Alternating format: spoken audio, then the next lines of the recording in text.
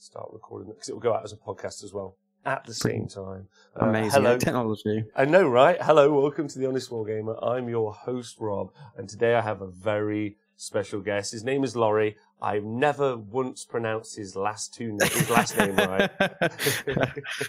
Hi, Laurie. How are you? I'm very well, thank you. On that, what was it first time round? I think it was Hugh Wigbit, wasn't it? Which has given great hilarity to all my mates. But that's apparently my name now. Is it Hugh Wigbit now? Hugh Wigbit is now my name. Yeah, thanks to you, Rob. That's all you're doing. I'm so sorry. I'm so sorry. There's we talked about it in the show yesterday. I've talked about this before. I've read books. I wouldn't say I'm a smart man, but I feel I'm at least at the level of reading. And names seem to be my downfall in any such situation. To be fair, you got my gender right, which is something which a lot of people in the past haven't got right. So as long as you got my gender right, then I'm happy with that. As long as it's not Mrs. Huggetwild or something like that, then I'm fine. I mean, next time it could be. Who knows how this is going to go? Hello everyone, welcome to Honest Wargamer. I really appreciate you being here. Laurie, thank you so much for coming on the show. Thank you. I'm very excited to talk to you about this. We're going to get to exactly why in a minute, but you're a Sylvaneth player, and we'll talk about that more. Sylvaneth faction is I've got a lot of love and heart for, and you're kicking it, which is amazing. So I want to say thank you to everyone on Patreon and on Twitch. You guys help keep the show, not keep the show going, launch the show into the stratosphere. This year, Laurie, we plan to make it the biggest show in the world if we can. That's our mission. That's a very good mission to have. I think that's very doable as well. Yeah. Well, thank you. Carry on the same rate. Yeah. That's the aim. We've got loads of plans in the works. Some of which, one of which after this, I'm going to be asking you to join. But we'll talk about that later. Cool. But first off, hello to everyone on Twitch. If you're watching on YouTube, thanks for joining us. So Laurie, I just want to know about you. Tell me who you are. Who are you and why are you on the show? What, in terms of my actual personality or in terms of my links to Sigma and how I got into it? The whole thing, because from what I've heard, you're just a great bloke to be around and a great sport. I'm just a top sports. This is what I'm renowned for. I mean, just winning sports left, right, and centre. So I'm a teacher, hence why I'm able to talk to you today because it's on my half term. And I got into Sigma a couple of years ago, and I kind of developed a bit of a reputation as the villain. Was my reputation for a while, because I'm a bit of a competitive little bastard, and I quite like winning really more than anything else. So I got this reputation. I think partly helped by playing Sylvaneth so much, and people don't really like playing Sylvaneth, or certainly didn't, as a villain, and as a result of that, I never really got any sports votes at all. And then, of course, over the last year or so, or the last few months, really, Sylvaneth are no longer the most gamey things out there. And as a result, I managed to get best sports at Facehammer. And so I think I'm the only person to have been booed whilst getting a best sports award, which I think I hold that with more pride than anything else I've ever done in my life, really. It's just getting best sports as a whole, pretty much half the crowd booing me, which Which is, I imagine it was in jest, because I imagine most of the podium. Yeah, half jest, half truth. We ran across each other at Bobo, and you were running not Winterleaf, the Harvest Boon Wargrove. And I got loads of questions to ask you about Sylvaneth. Maybe we can consider this to be like a Sylvaneth tech show, but sounds cool. Some people on other shows do something similar, but we have a plan to do something like that in the future, which is why I asked if you come back later. But it's a little bit more in depth, so get ready, everyone, when we do finally do those. But I want to hear everything you've got to say about Sylvaneth. But you were just out there with the Harvest Boon, just killing it. Well, not killing it, but doing good. And I was just crazy about it. And it seems like, and I know you're in the Sylvaneth WhatsApp chat all day long. Maybe there's a Sylvaneth forum I don't know anything about. But where are the resources? I mean, what's lovely, and I think a lot of people have said this, but what's lovely about the book now in comparison to AOS 1 is that there's so many more viable battalions now. I know everyone's talked about this, but you used to have just Naru, and you could basically turn up to play Sylvaneth, and you'd go, so what version of Naru have you got today? Which I disagree with, by the way. Well, perhaps it wasn't. Other ones were viable, but you certainly didn't come across them, did you? No. You might be right, but everyone kind of just got on board. You saw how good a Tree Lord Ancient was when it was 2 up rerolling 1s. You saw how much spells and all the rest of it, and that's what just the vast majority of people seem to play. And now you're right. Maybe it's always been the case, but now people are really realizing that there is a lot more to the book than before. No, it's just maybe because I was always a Winterleaf player. That was my jam. And like you were right though, every other, like it irked on me because with the launch of the Sylvaneth book, I was a Winterleaf Wargamer player all day long, and I never even touched the Gnarl Root. But you were right, everywhere else, and so you are right, everywhere was just Gnarl Roots. Gnarl Roots, or that forest was empty of trees. It was. But I think that, and what was the issue with that was that it was quite not negative way of playing with Naru, but it had some tricks which really pissed people off. I mean, you had I played a mate of mine, Rich Morley. Who you played? Rich Morley, you played at finals. The chap who you had your lovely narrative game with, where your mammoth felled on his blood knights. He's great. He's lovely, yeah. So he lived with me for a little bit of time, actually. He was renting a room for me. So I played a lot of games against him with his death. And, of course, he had so many things with -1 rend, and I'd just chuck my Ancient, run my Ancient at the board, it'd tag a whole load of them, and then he just couldn't retreat from it. And he'd just be like, well, this is fucking shit. What's the point in playing, basically? Yeah, and that is, I'd say, not quite negative, but for some armies, they would just completely smash face. And now that people are going away from that, you've got armies which are probably better than Naru, but are just also much more fun to play against as well. I mean, like, because I played with Harvest Moon to begin with, I've now moved across to your love to Winterleaf. And both of those are a much more interactive game for your opponent than Naru can be, is what I would say. Touching on that subject, because this came up once in the show, and me and Donal had a kind of online chat about it, and really interesting. Do you feel that it's that lack of interactivity? So, like, not being allowing units to move, making units like -2 or 3 to hit or shoot in combat. Do you feel that's the interactivity that people really don't like? It's a really interesting one, isn't it? Because I mean the Winterleaf list, which I took to Facehammer and got best sports with. Did I mention I get best sports? Did you get best sports? I got best sports. Wasn't there 100 people there? There was 88 people, and Facehammer's nice. There's nice people there, and I got best sports. Congratulations, you deserve that. I'm not sure I did, but but that was with Winterleaf, where I had at times 80, 90, 100 drives on the table, all at -1 to hit, all jumping around all over the place and stringing out, and so I think it's definitely partly, and yet that didn't stop me from getting better sports. I think it's partly that, but I think it is because I got best sports. Did I mention I get best sports? You did get best sports. By the way, Fireborn Minis in the chat is just saying, "Come on, Wigbit." Very That's excited. Steve Curtis, Death. Yeah, another great sport. Yeah, another great sports. Yeah, he does it in the Gash as well, which is even more impressive, to be fair. You guys should start a league. What's the hardest thing to win best sports with? What would be the hardest thing? I suppose that's a chat for another day, isn't it? What would be the hardest thing to win best sports with? But I think what it is a kind of combination. Like, I think it is when you've got a whole army which just does stuff which you've got very little response to. Like, you could, particularly in AOS1 with Sylvaneth, you could just shut down opponents. Like, it would either be via the Ancient, or you could just chuck, if they had a whole load of big monsters, you just chuck woods on the table and then go, well, you can't really get through these, so good luck, basically. And it did it in a way which a lot of other armies didn't do.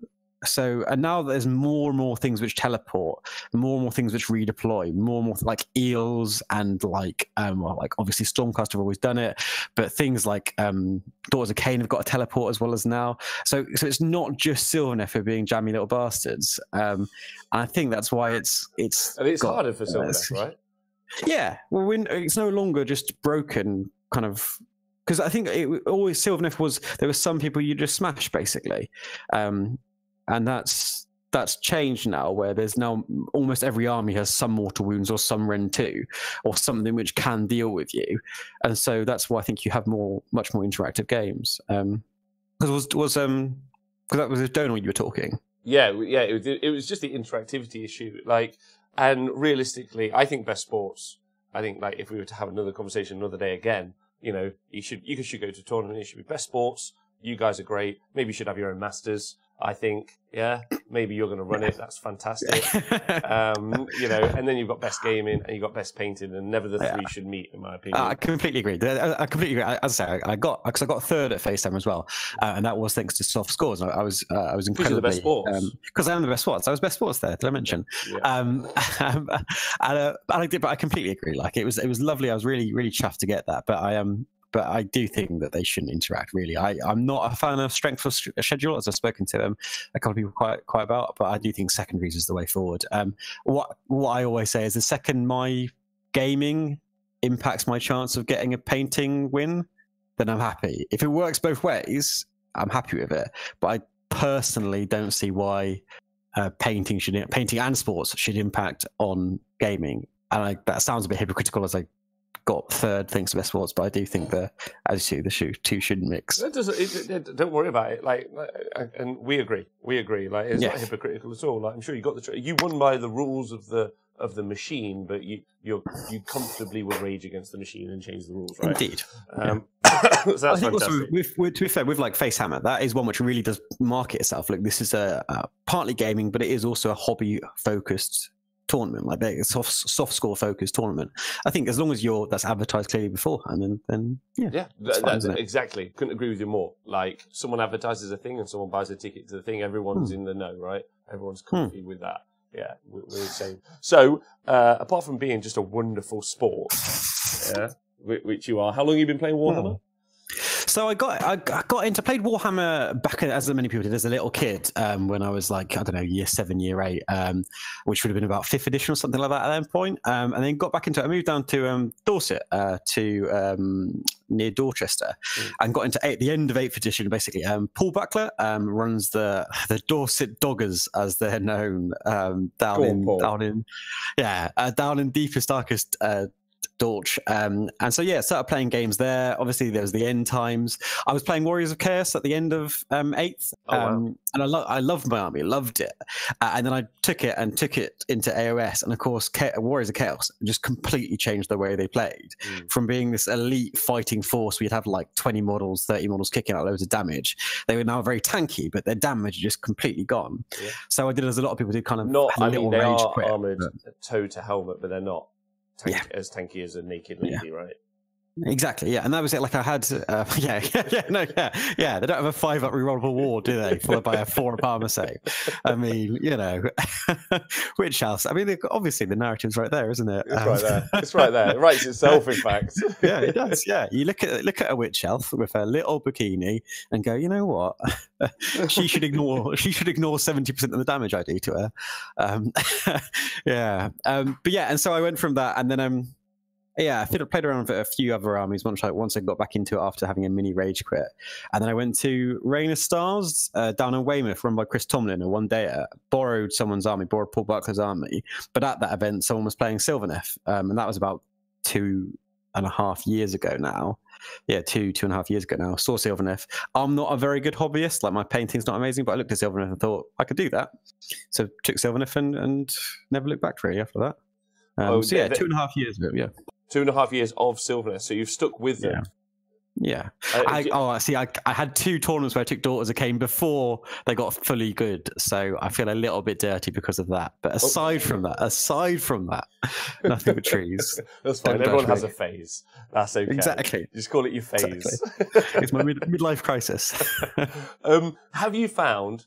And I think this is a really important question. Have you found playing the same army over the 2 years? Obviously, it's changed because of playing in the realms, because of points fluctuations, and that can drastically change the shape of an army in loads of ways. And obviously, with other army types coming out, and like you said, access to more mortal wounds or rend. But have you found playing that singular army has really helped you hone your skill sets with the army? Yeah, I think it's massive. Actually, I think like me and Mr. Morley, we're talking. I've talked a lot about this actually. About like the key thing for someone picking up Warhammer is you pick an army and you just play it. You play it and you play it and you play it until you know your army inside out. And like the next stages are knowing other armies. The next stages are kind of getting to grips with the more advanced stages of it.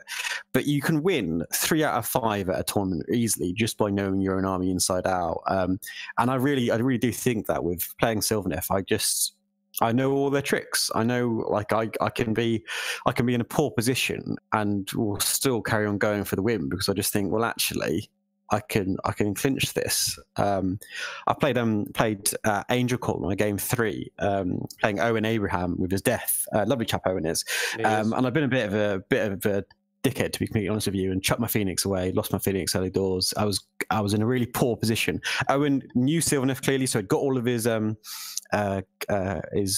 skeletons, no, not skeletons, his little reapers and Grimghast into the woods, so I couldn't teleport between the 2 woods I had. But I managed to, using one branch Wraith, summon up a new wood in the middle of the board, teleported Dryads from one of the woods into that, charged onto an objective, claimed that objective, got the double turn, then teleported from the wood back to my other wood, strung around the back of the woods to claim another objective. And it's that kind of seeing the big picture with, and it was, I got lucky, to be fair. I made all my charges on 7s with rerolls, and got everything I needed. But at the same time, I think, without blowing one's own trumpet, that if you hadn't played Sylvaneth as much as I had, that perhaps you wouldn't have seen that there's still this option available, that you can pop up a new Wildwood. And Owen, after the game, said he thought he'd shut me out, but he'd completely forgotten that I could pop up this new Wildwood in the middle of the board. And that just, at that point, when you've got 3 woods on the table, you can, it's really hard to block you off. You can still do it, but it becomes a lot harder for your opponent to really pin you in place.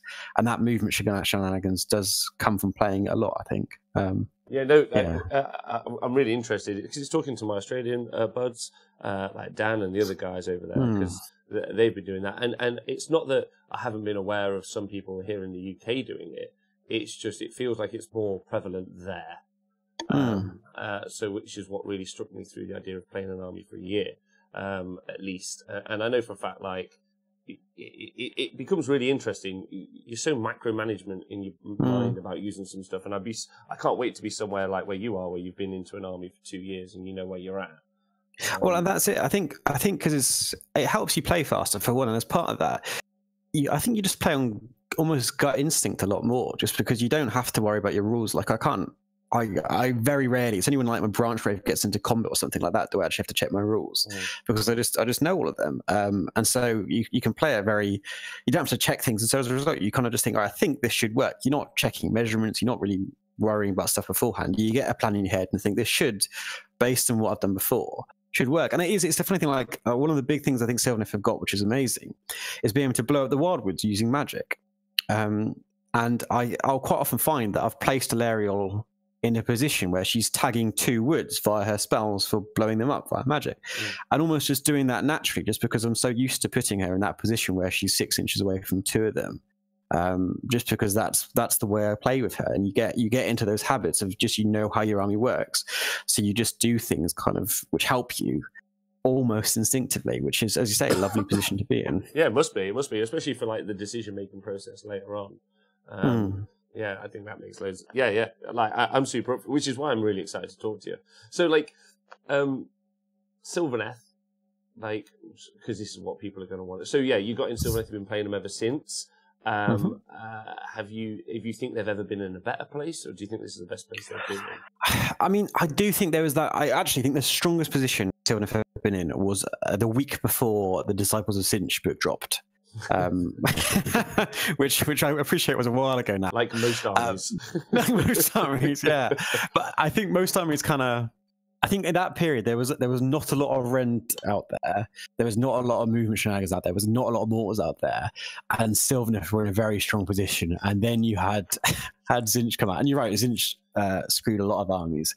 But I think they particularly screwed Sylvaneth. Sylvaneth have almost no mortal wound redundancy. They've got no artifacts or they've got very little artifacts and very little abilities, which can shrug off mortal wounds. And actually something like an Ancient, 12 wounds is amazing when you've got a good armor save, but 12 wounds isn't that much when people are doing mortal wounds to you. No. Yeah, and then alongside, I always get this order of the two mixed up, but Overlords obviously dropped at a similar point, and Overlords were a good counter as well to Sylvaneth at times. Actually, not as good as Zinch, but were pretty good too. Yeah, so there was, I think, Ren 2 on everything for some odd reason. Ren 2 on everything. Yeah, because the dwarfs. Once again, it's thematic, isn't it? Right? They've got swords and whatnot. Makes sense. Yeah, sure. Yeah. And so it was those two. I think those 2 books dropping basically completely changed Sylvaneth from being like my highest, along with Facehammer, my highest position was at Heat 3, but not the most recent Heat 3, the one before that. A Squig Heat 3, the one where Nick won with Squigs. Nice. I managed to get third place there, and I went 5-0. I got a minor win versus Byron, but then 4 major wins. And that there was Zinch was out there, and I played Zinch twice that weekend and beat them. But there was a lot of armies which you could just look at and go, I'm in a much better position here than you. I've got movements, I've got rend, I've got lots of shooting, really quite solid shooting, and I think I can just grind you out and then outplay you at the same time in terms of the scenario. So that's when they were at their best. I think people are still getting to grips with them in AOS2. I know I certainly am getting to grips with them in AOS2. The army I first wrote and took to Bobo was one of those ones which seemed amazing on paper and had really cool tricks to it, which I talked through with you, and yeah, they were brilliant. But then you played it a few times and just realised some glaring weaknesses with it. And I think they're getting better. Like I'm doing better with them now under Winterleaf. But weirdly, Richie, just playing Richie, has now started taking Harvest Boon himself, and he got 11th, I think. He top 20 at finals with Harvest Boon. So I think they are in a strong position now. They're in a perhaps as strong a position up until the dropping of Zinch a year and a half ago, whenever that was. So yeah, a good position at the moment. Have been better in the past, but I think a solid position at the moment. They're also the kind of the boogeyman currently of Age of Sigmar, right? Because I would say, and correct me if I'm wrong or if you think something different, but I would say currently, if you were to go to an Age of Sigmar tournament, you would predominantly be fighting 80 to 90% mainly fighting armies. Like it's a fighting game, not a shooting game. And I think some people are looking at that and going, "Oh, there's an opportunity for me here to be the shooters." But Sylvaneth, you're the hard counter. Yeah, you're you can't shoot me. I'm hiding behind this. Well, that change is massive, isn't it? I mean, like, because Kern of Hunters, their big weakness was that they don't get to re-roll armor saves against shooting, because they do it at the beginning of the charge phase. But now you just put them an inch into cover and go, "Yeah, you're 4 ballistas you've got lined up against me. Can't see that." And it is, and they're still against stuff like Skyfires. Obviously, they can just still see you. Yeah. But I played a chap called Hugh Halligan regularly around the corner from me, who takes 3 guilds, and of course they're all on foot. And so you just we just line up your woods and just go, okay, so you can't see half my army now. You can't see the woods from the trees. Yeah, exactly. Yeah, very, very clever. And that's a massive. You say that's a massive bonus, because I do think shooting will make a return, won't it? Shooting will make a return. Yeah, good. Yeah, no, I agree. I'm all for that. I think I've been talking through it a lot with a bunch of people, but even with shooting returning, it doesn't stop you're there like, well, you can return to all the other because you're the boogeyman, right? Like you are like, it must be really interesting going, okay, well, you still have to worry about shooting, and that, like you say, there are units that can see. Like a lot of change to me was the kind of like Sylvaneth killer, when you could just look at that Treeman Ancient and just go, here's a bunch of spells, you're dead now. He's dead. Yeah, he's dead. And he has a fly keyword, so he's still going to be able to see that Tree Lord Ancient. Yeah. But, they're quite... No, they're not in vogue, particularly, and they're not particularly popular. No. I don't think they are. Yeah. Unless you disagree. No, sorry, I completely agree. Sorry, I don't want to stop you mid-flow. But I think that's it. It was Zinch is still actually quite a good counter to Sylvaneth, I think. But you're right, the Lord of Change has got a fly keyword, things like Pink Horrors, which it was often just the sheer quantity of mortals that your opponent would be doing against you. Pink Horrors are just a normal herald. All these things are on foot, aren't they? Yeah. And all their spells, you can negate as a result of that. And what's also lovely, actually, if you look at Sylvaneth spells, none of them require line of sight. Because it's such an old rule book, of course, they didn't think to include. So Regrowth, Alarial spell, the Tree of Ancient spell, all these spells which we've got in our rule book doesn't mention line of sight. So you can just pop your little branch wraith in a wood. You go, you can't see it, but it's just going to be healing everything around it. And just summoning units all day long. Yeah, exactly. Yeah. Dan Unsupervised, our dispossessed player, and also host of the show, said, I played a couple of Sylvaneth armies with my dispossessed Living City Legions army, but it was really satisfying using their own trees against them. I think there should be a rule against that. I don't like army. when people teleport back against me, it feels wrong. It feels it's not natural. God damn it! So looking at the Sylvaneth battle tome as a piece, if to like budding Sylvaneth players out there or people who are thinking about getting into the army, what are units that are your like standout picks? What always do well, or what's something you'd always advise because of utility, or where would you go for it? I mean, it's a lovely army book, isn't it? I mean, there's almost all of them have some kind of validity. I wish it wasn't so, but I do think Tree Lords, just standard Tree Lords and Spites, are still a little bit lacking. But aside from that, I think everything's got a role. So like you are in that position where you can almost employ a rule of cool, so to speak, and go for what you want. Having said all that, I do think in the current, as you say, combat meta, Dryads are amazing. Like a big block of Dryads, with in particular, actually, the change to Inspiring Presence as well. Because I've taken 30 Dryads pre-AOS2, and by God, they die to Battle Shock. If you don't inspire them beforehand, they would you take 10 would die, and then you lose another 10 to Battle Shock, and that just would destroy your unit of 30. But now, of course, you can just inspire them really easily. And you'll start off with 2 command points because you'll normally take the 2 battalions. So Dryads, I just think, are phenomenal in that place, that they can teleport around the board. And because of the wording, like a big block of 30 is on a 4-up armor save, can be 3 up in cover, and you can fit 30 just about in 2 wildwoods. And they're -1 to hit.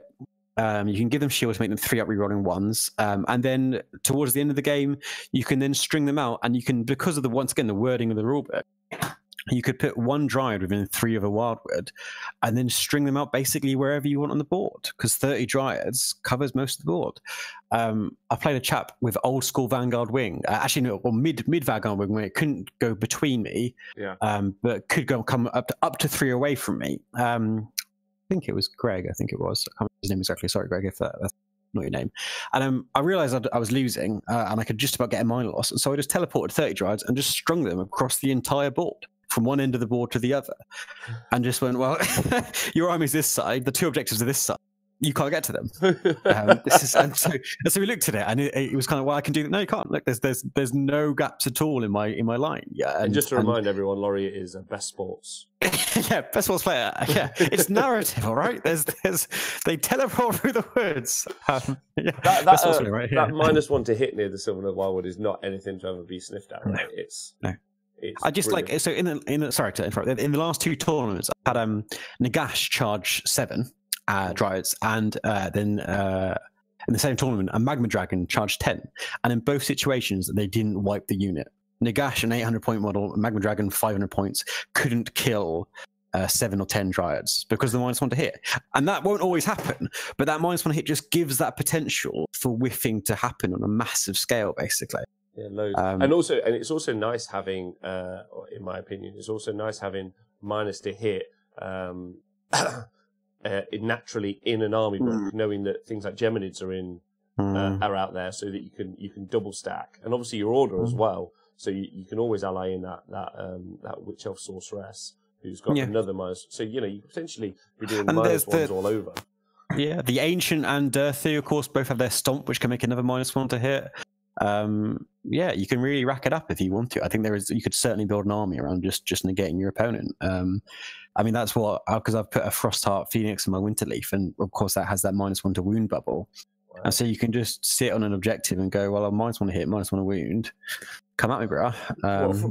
Frosty, and also it's really thematic, right? Because it's so narrative, isn't it? Right? So narrative. If anyone ever accuses you, just point them in my direction, and I'll cuss them down as much. I've got the whole story. Basically, this Phoenix was found, in the woods, in the wintry woods, and they raised the Phoenix up as one of their own. And there's a whole story there just to explain why I'm taking the most filthy underpointed unit in the game. 280 points for that. I'm just going to show my. I have my Sylvaneth army is all. My entire order army is actually Sylvaneth themed. So I've got, just holding up to the screen now, a Luminarch of Heath, but it's just being carried by a Tree Lord Ancient. And that's amazing. And then yeah, I've got the same thing. Like I'm like that. I'm like, what good shit can I put in my army? And then just say, because you can stick a tree to anything. Yeah, that's always been my tactic. I was like, I'm going to stick a tree to everything in order, and then just call narrative. You're going to say it's now. You know, they just, and you have always got that story there. They just got lost. That's what happened. They got lost in the Wildwoods, and they've been adopted. It's narrative. Narrative. A Fireborn miniature. So that's old Steve Curtis, one of the best looking men in Warhammer currently. Along with annoyingly good at looking, isn't he? Yeah, he says I play Laurie Wigbit a lot. Really knows what he's doing for me and makes for super tough games. Shows what happens when you play an army a lot. So there you go. You're getting some love and adoration from other players, which is cool. Dan and Supervisor says, my Frostheart Phoenix, in quotes, is narrative, says every Frostheart player ever. I mean, in Winterleaf, though, genuinely, I mean, that fits the rest of the theme. It's a cold army. It's cold. Yeah, exactly. It's a snowboard. It's frosty. Yeah. So Dryads, you're really rating the Dryads. Re-rate. Alarielle is just an auto include. I don't think she's quite auto include. I think if you're not taking Naru, then I think she probably is. In Naru, that you've got that question: do you need like 7 or 9 spells, basically? And perhaps in realm spells you do, but I think you are going to be wasting stuff there. So, but aside from Naru, I think Alarielle's amazing. Like, and actually, her summoning's great. But I took Alarielle on AOS 1 as well. Back when she was 660 points, you didn't get any summoning with her. But the reason why I've always rated her is she offers you so much. Like, if you can keep her alive until end game, then she is incredibly fast, 16-inch move. She heals herself. So if your opponent doesn't kill her, normally turn 4 and 5, she can be on 4 wounds very easily because she heals 2d3 most goes. And so she's got this amazing shooting attack. She's got a combat weapon, which it's on 4s, but then it's 3s against units which are 5 or more. So that can wipe out stuff end game. Her magic spell is just amazing because Metamorphosis can do like, I've had to do like 7, 8, 9 more wounds against stuff. And so she offers you so much, and that's why I think she's such great value for money. Is that that she can, not everything will go off every time, but the way I view it is that something will be brilliant for her each game. It might be that she, with her spear, one-shots like a blood secretor on the other side of the board, which the opponent was relying on entirely. It might be that her combat attack wipes out 10 secretors in one go. It might be that her magic has killed zombie dragons in the past by itself, basically. Ethereal zombie dragons. So you don't never quite know what she's going to do, which will be amazing. But something will come off.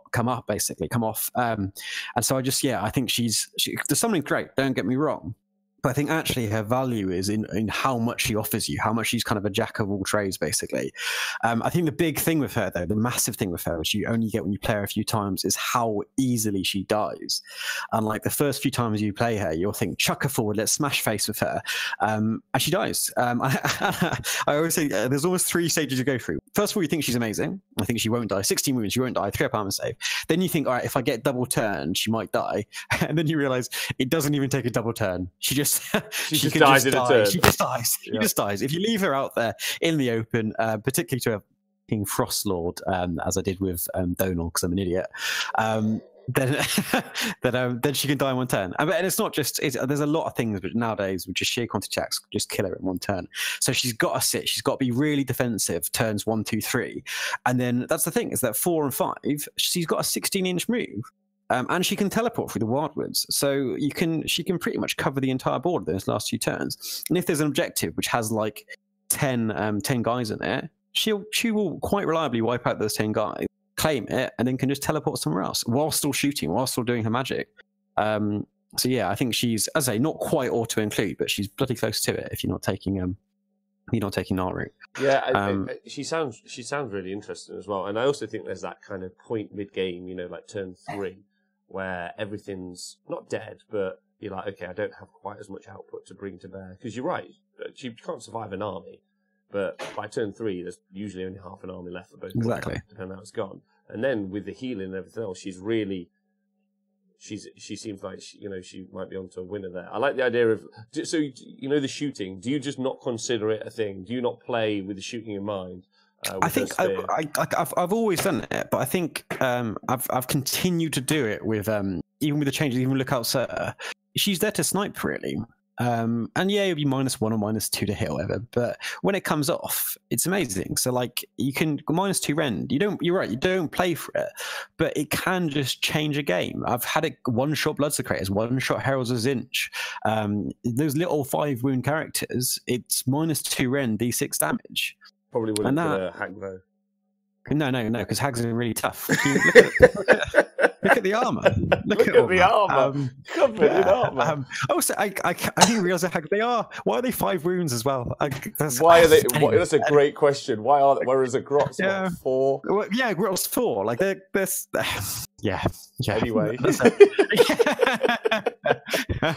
never go down that road. So Alarielle, there's some great feedback on Alarielle. Tree Lord Ancient. How do you feel about Tree Lord Ancient rocking in there? Sorry, one final thing on Alarielle, just because I kind of love her.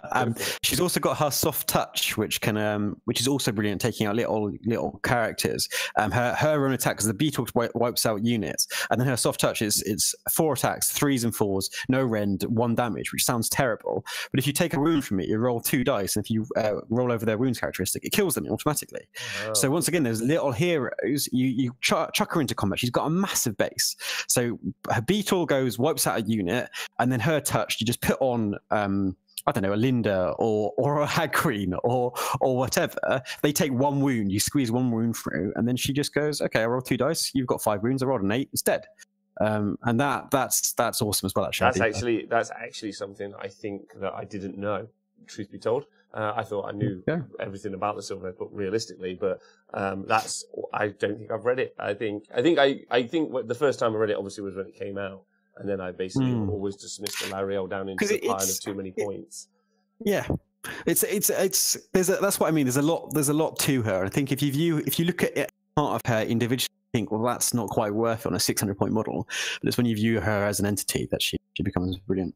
Yeah, it's excellent. And you're right, that utility is massive, because you're not, you're potentially in a turn wiping a unit, sniping a character, and then the close combat taking out. Great against those Stormcast heroes, right? Yeah. That's why I've still somehow not played any of the new Stormcast stuff, but my record against Stormcast of old is really good, because Alarielle is just a massive counter. So based on the stats, you should be playing them all the time. But similarly, I've not played an Nagash. I'm like, where are How have you not played Nagash? It's like I'm just like happy feeting around. I'm like, I'm gonna have to ask one of my friends. Life. Yeah, I'm gonna have to ask one of my friends to play a day of playing against Nagash just so I can get some practice in. Well, Steve Curtis in the chat, he takes Nagash, so it's a lovely experience. I played him when he was in Shiesh once, and that allows you to turn Nagash ethereal. And he's got 20 Reapers, an Ethereal Zombie Dragon, and an Ethereal Nagash all in my face turn 1. And I was just like, I hate this game. This is a terrible, terrible game. Well, if you're talking of that, back in the day when Neferata had Ethereal, I played against Nagash with an Ethereal Nagash with Mystic Shield, re-rolling 1s. So 2 re-rolling 1s. 2 re-rolling 1s that were ignored rend, but I just surrounded him with Dryads. Yeah, I just surrounded him with 2 lots of 30 Dryads. And he just couldn't beat through them. He just it was really funny. He was like, "Oh, I'm losing, aren't I?" I was like, "Yeah, you just." I was like, "You've learned too late that you're just whomping willows and no one cares." And that's also what's lovely about Dryads, isn't it? Is that you also don't care. Kill as many as you want, as long as I'm tagging you. I don't mind. Exactly. Also, Chippy Rick wants to say hi. He says, "How's my Blood and Glory roomie getting on so far?" Yeah, I'm good, Ricky. I'm sharing with Ricky. He's a lovely person to share with. Doesn't snore at all. But Ricky suddenly realised that if you take portals with Nagash, he suddenly becomes really good. I mean, he suddenly twigged before Blood and Glory. I mean, it's amazing. What, a portal? No way. Yeah, because then you can tell that you can hand a dust at 21 inches. I mean, why has no one done this? I'm in a WhatsApp group with a couple of my AOS friends that's kind of like a little bit smaller, just so I can throw ideas in there sometimes. And I really rate both of those guys as players. I've been trying to convince them of the Comet from Stormcast. I'm just like, it's really good. And they were like, what do you mean? I'm like, it's just really, really, really, really, really, really, really good. really easy to use. It's really good. And they're like, I'm not sure. And then I was like, and also you can take the stick with it. And I forget the names. Hashtag know the name of it. And they're like, what do you mean? I'm like, well, you get to add +1 wound to all of the mortal wounds. And then one of them wrote back, oh, that is silly. And I was like, yes. Yeah, it's when you can see things kind of click into place. But I think Comet's one of those ones where I think you almost do need to play it to realize its applicability and how useful it can be. I wonder how useful it would be in a Sylvaneth list. I think there's a role for it, isn't there? I think you'd want to combine it with other long range more stuff, but if you could, then because you can pin people in place using Sylvaneth, chuck the Comet in the middle of them. It's just, I suppose it is 100 points, which 240 effectively in a Sylvaneth list, which you'd and you've got the wizards that you don't need, and the spell law. Realistically, it's probably not something you need, but someone like Seraphon who's already got wizards that do nothing, then I feel like it's a thing. So a couple of the other units. So Kurnoth Hunters, obviously bows and scythes. I mean, I'm sure there are sword guys out there, but I don't know you. So if you ever want to kind of see the same argument done again and again and again, look at the Sylvaneth chat on TGA where the swords versus scythes has been done to death. Apparently swords are statistically better. Oh my God. So swords are statistically better. I will just say that. Having said that, I would always take scythes personally just because I think the 2-inch range combined with the size of the base of Sylvaneth, the Kurnoth Hunters, means that 2-inch range is a necessity because you're jumping into woods, you're bunkering up in the woods, and then you put down your roots, and you've only got a 1-inch pile in, and realistically, you need that 2-inch range to get them all in. Basically, is what my view is. I think they've still got a role, Kurnoth Hunters. They used to be like auto take, didn't they? Basically, they used to be the thing you would see that every single army would have at least a 6 in them, at least 2 units of 3. But I will say, so my army currently has none in. Jimbo, who did very well at Angel Corps as well, and did quite well at Phase 7 has got none in as well. I don't know why. I think they're just not as relevant now as they once were. Like they're massively high rend. Reapers shrugs that off. All the ethereal stuff, which you used to use them to target, shrugs them off. Witch elves obviously shrug that off, don't they? Because they just go, oh look, I've got a ward save. They shrug everything off. They shrug everything off, yeah. And so that's why I think they're just not like, they've still got, like, they're amazing against Nagash. I suppose that's the thing to say with Scythe Hunters, is that you get 6 of them to the Nagash and they will probably kill him, if not in 1 turn, certainly in 2. But because they used to be so good for just taking out the big heroes, but so many big heroes are running around with ethereal amulets that it seems a little bit wasted. Yeah, it does. So there's still a role there, but I just, like, a big unit of 6 used to be a pretty common occurrence, didn't it? And you don't see that now, and I think there's a reason for that, really. They've still got a role in 3s, but I think you're almost taking them for their tank ability. Like, put them in cover, they're on a 3 at rerollable in combat. That's what they're there for, as much as for actually kicking out damage, which they certainly used to be much more about. Bow hunters have obviously been hurt quite badly by Lookout Sir, yes, because they're 4s to hit, and that goes to 5s to hit against those little characters. I think they've got a role, but actually, weirdly, I think the role they have is being summoned by Alariel, to be honest with you. Yeah. I think if you've got Alariel, take 3 bows around with you, and then when you come up against some big monsters, then ideally ones which are flying, then maybe summon them on the board. But starting them, I just think that one, it's always been the case that 1 unit by itself quite often won't do anything all game. So then that almost makes, well, I've got to take 2. And then that's 400 points, which you'll come up against some armies which they just have no purpose for, basically. They are, in the same way with the other hunters, they are still very tanky. But even then, I used to quite happily just chuck them in the middle of the board, put them in cover, and go, they've got a 30-inch range, they can cover pretty much the entire board, and they just carry on sniping away and tank you in combat. But now, of course, you just get tagged by some chaff, and then you've just got to shoot that chaff, haven't you? You can't shoot out of combat.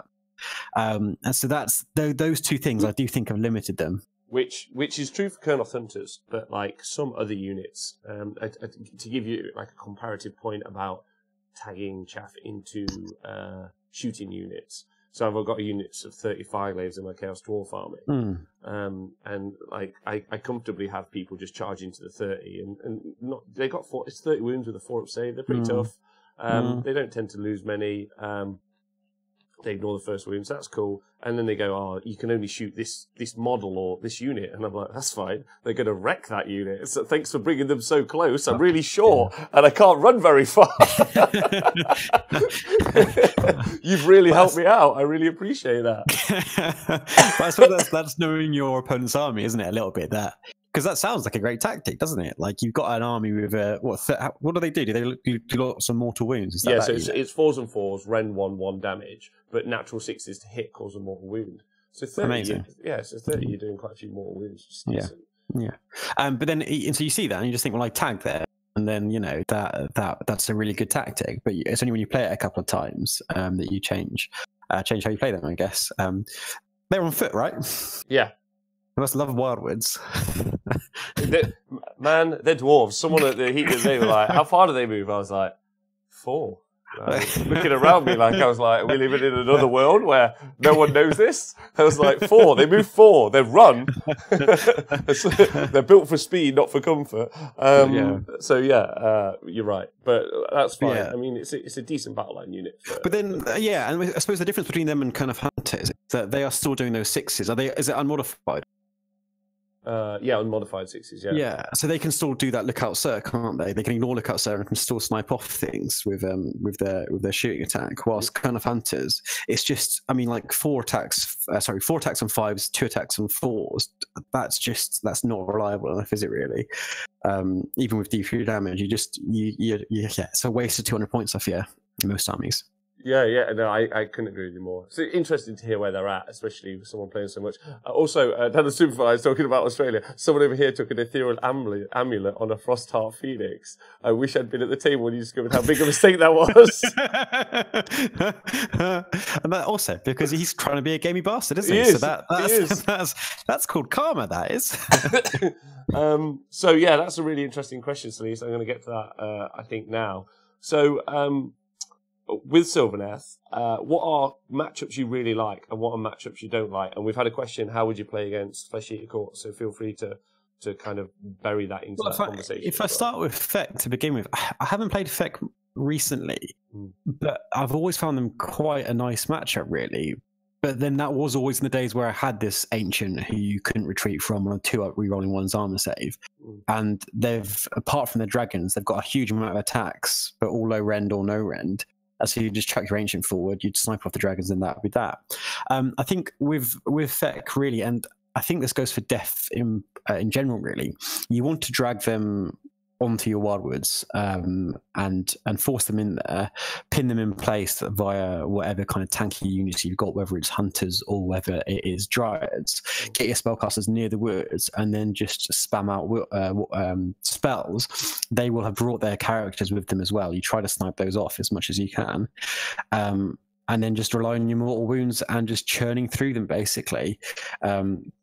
You need that I think is the big thing you do need with Sylvaneth, is you need something which can sit in the wood next to an objective, tag your opponent in, and then that's how you do the mortal wounds through Sylvaneth. We don't have that many ways of doing it, and the big way you do it is casting spells near a wildwood and just roll some 5-ups, basically. And that's how I would approach Veckers, draw them into the woods, and then try to spam off. I think that actually goes even more so for like the armies which are doing particularly well with Feck at the moment, which is basically a 3 big monsters and then a few characters to start spamming summoning. That did quite well at an American tournament recently. Yeah, Bill Souza. That's went 5-0 with Flesh Eater Court, so he's offered to come on the show and do some talking about that. Wow, that's awesome. It'd be very good. He was at one of the heats I was at, and he seems pretty sound chap. And I think even more with that army, like, you've got these big monsters. Just drag them into the wildwoods and then just cast spells. And what's lovely about those spell casting is it doesn't even matter if you're dispelled or not. You cast a spell, all right, I'm dispelled, but I'm still on a 5-up, it awakens the wood. Look at that, that's D3 mortal wounds. So there's another D3 mortal wounds. And like I think a Sylvaneth army realistically needs to be churning out 5 or 6 spells a turn.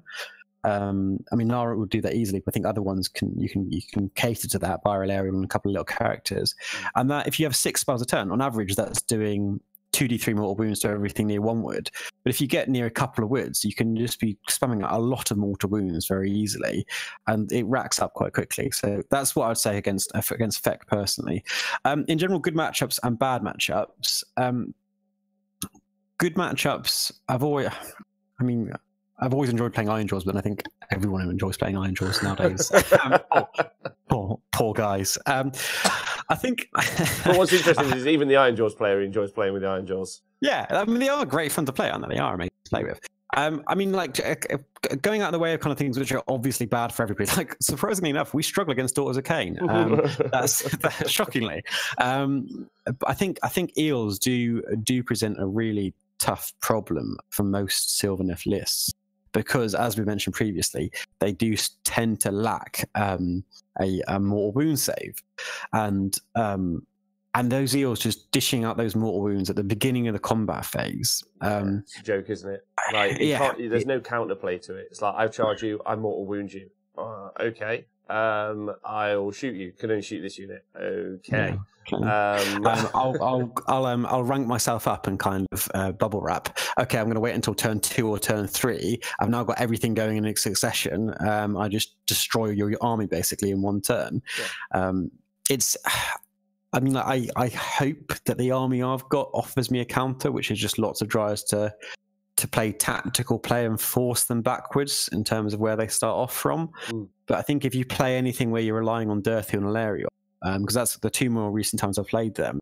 I played Baz from Cheltenham War Chiefs, and I bunkered up, and then I ignored his eel, and he smashed me. I came away from that thinking, right, so I shouldn't have bunkered up. And then I played Dan Bradshaw before Blackout down in Cardiff, and I didn't bunker up. I charged straight into him, and then he just dished out his mortal wounds to me and killed Alariel in 1 go. I was like, all right, so I shouldn't have done that. So I shouldn't have bunkered up. I shouldn't have charged into him. And then just kind of away from that game going, what should I do? What, like, with an army where you rely on Dirthiel and Alariel to do damage for you, like, what can you actually do against something which just does 9 mortal wounds to you the second you hit it? I don't know. It's not written well, I don't think. But it's something for everyone to be aware of, like, very much so. I mean, and I would say that the key part to fighting eels is their bravery is poor. And usually they charge well away from their characters. You know, they run away from anywhere useful, which I find actually something that they don't think about, because it's a big smashy army. And there's that danger, right, with high mobility units and armies, that the players themselves tend not to worry about positioning, because they've got such broad movement that they're just like, I can be anywhere at once. It's like, well, you're in the wrong place. Yeah, and that's it. And it's that second, and it's a hard thing to play for, but the second it goes wrong, isn't it? The second you've got those 9 dice to do mortal wounds, and you roll 5 ones, and actually you've only done 4 mortal wounds to Alariel rather than the 9 you were hoping for, and then Alariel just smashes their face in basically. But you can't really play for that, can you? You can't really sit there, roll badly. Yeah, please roll badly. Please. I think the only thing you can do, which is a little clever trick, but it relies once again on your opponent being a bit crap, is that if you can charge into something which isn't the eels, stay outside of 3 and then pile into within 3 or within 2, whatever your attack is, then that's the one where you can kind of get around their mortal wounds, because of course it's at the beginning of the combat phase. So if your opponent has left some thralls next to some eels, then you charge the thralls, activate first, and you start off outside of 3, but then you just swing around the outside of them, get into within 3 of the eels. Like with Dirthiel or with Valerial, that's actually quite doable with their 2-inch or 3-inch range. And then you can wipe out a unit before they actually get to do those mortal wounds to you.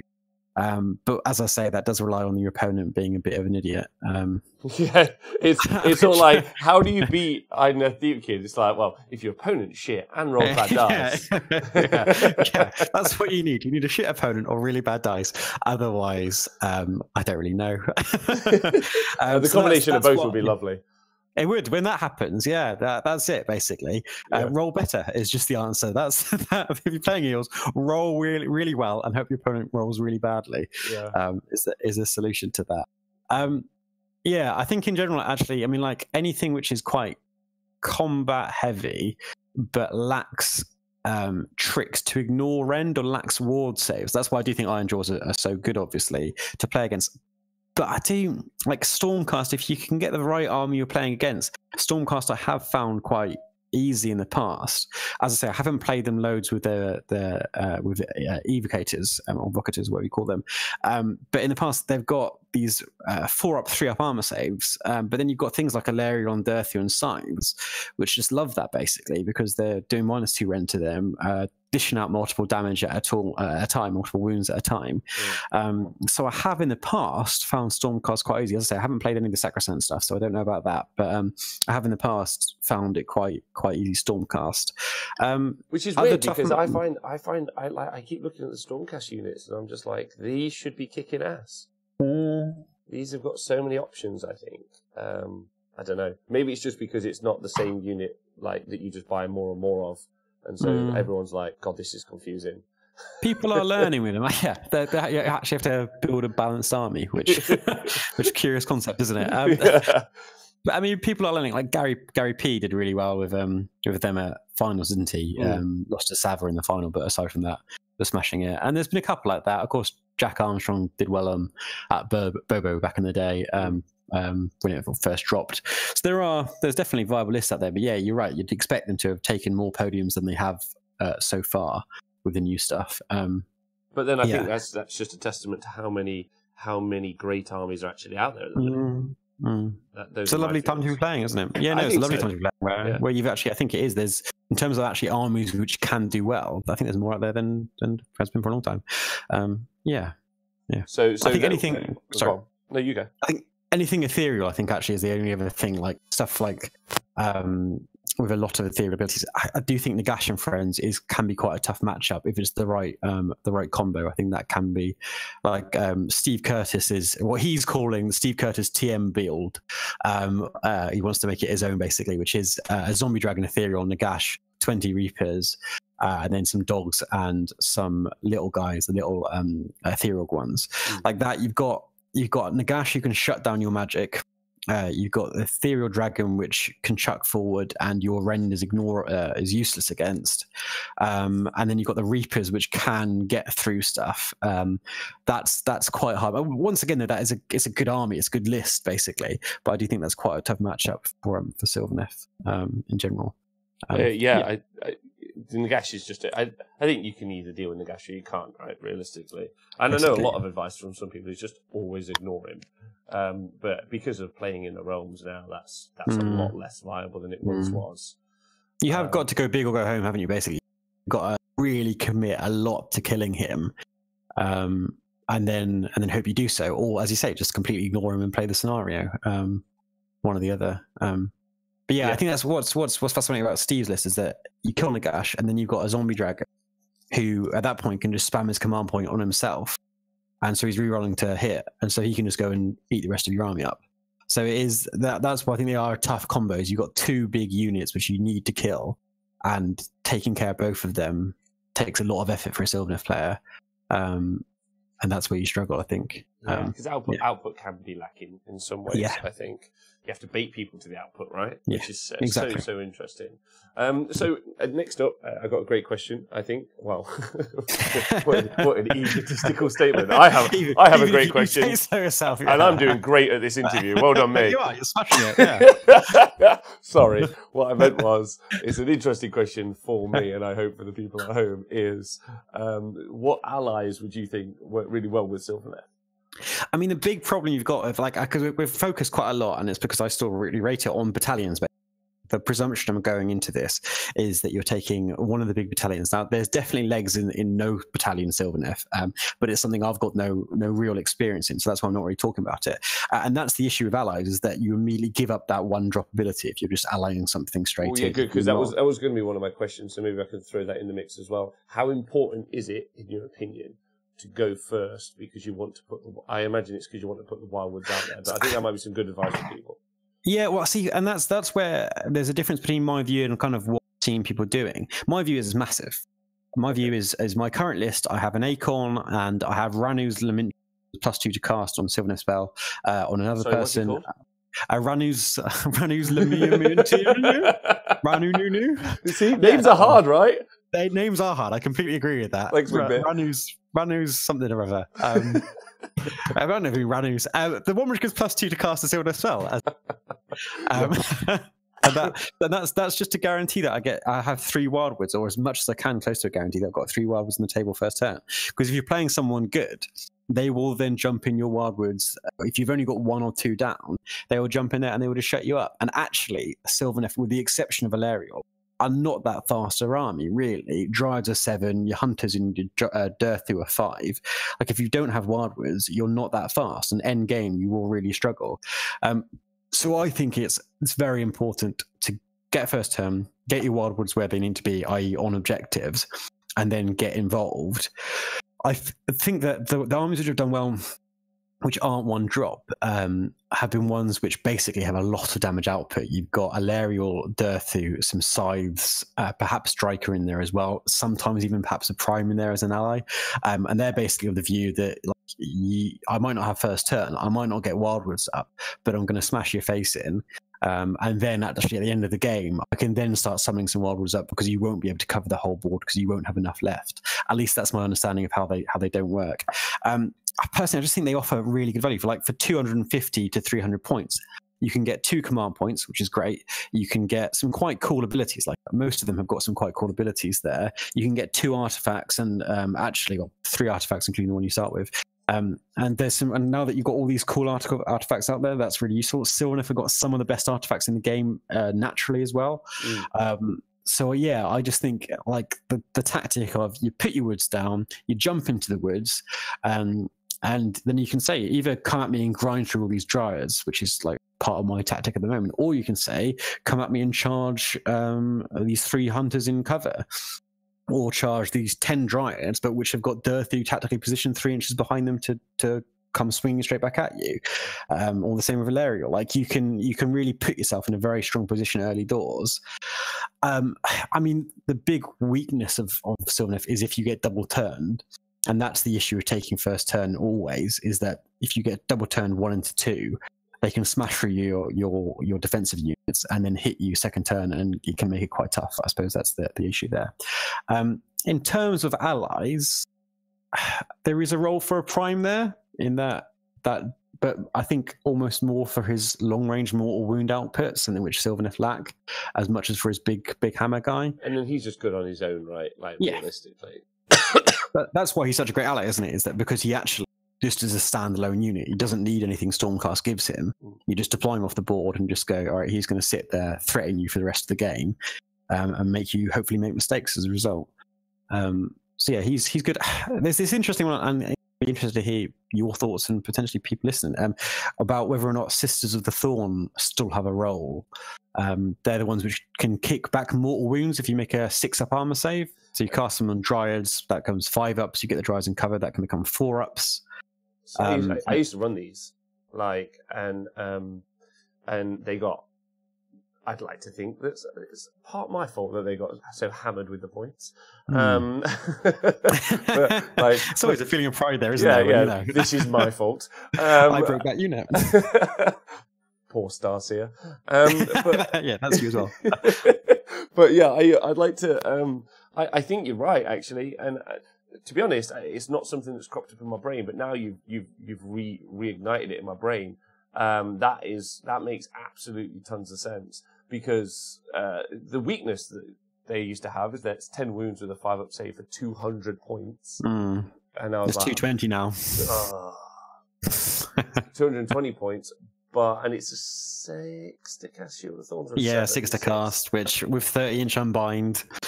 That's a bit risky, but you're right, because what they do is, they reflect more wounds in close combat against, it's a base save of a 6, but it's not unmodified, and so you can really rack that down to a 5-up to a 4-up in theory. Yeah. Well, and Chippy's saying in the chat, I think the Dryad heavy list and cogs and other movement rush can force the situation to occur more. But I would argue, Chippy, that to quote Nathan, and my favourite quote so far, I think, ever in Wargaming, is that objectives are bait. And I'm sure you kind of, as a Sylvaneth player, that's something that's very relevant to you. You know, like you put stuff on objectives and you're like, you have to come and get these, and there's a scary big monster right next to them ready for you. I would say that, yeah, you're right. That they definitely have got a huge, especially with army big. Combat armies. And high mass, like they against witch elves, if you got it right, if you force the witch elves to attack with, and they hadn't got Mind Razor off, I mean, like, how many attacks does a blocker 30 kick out against 30 Dryads? I mean, like, that could be 120 attacks. Especially when you do it the really horrible way. Like, you summon 10 Dryads, you know, then you give them Shield of Thorns, and you're like, well, they're free, and you've got to kill them, and they're in the way. And they're in the way. And because it happens all simultaneously, doesn't it? That you can just go, okay, so you've killed the 10 Dryads or the 20 Dryads, but actually I've done 20 wounds back to you, 20 mortal wounds back to you. Enjoy that. And I think because the big, like, you're right, the changes to their points, the changes to Dispel has made a big difference.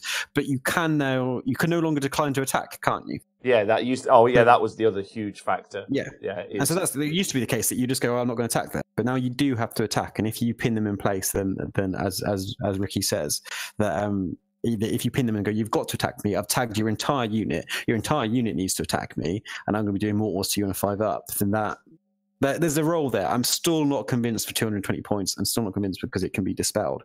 And a 6 is just high enough. If it was a 5 or 4, you'd say defo, but a 6, that's two in every 3 games where first turn you just won't get it off, will you? And you'll annoy you quite a lot, is what I'd say.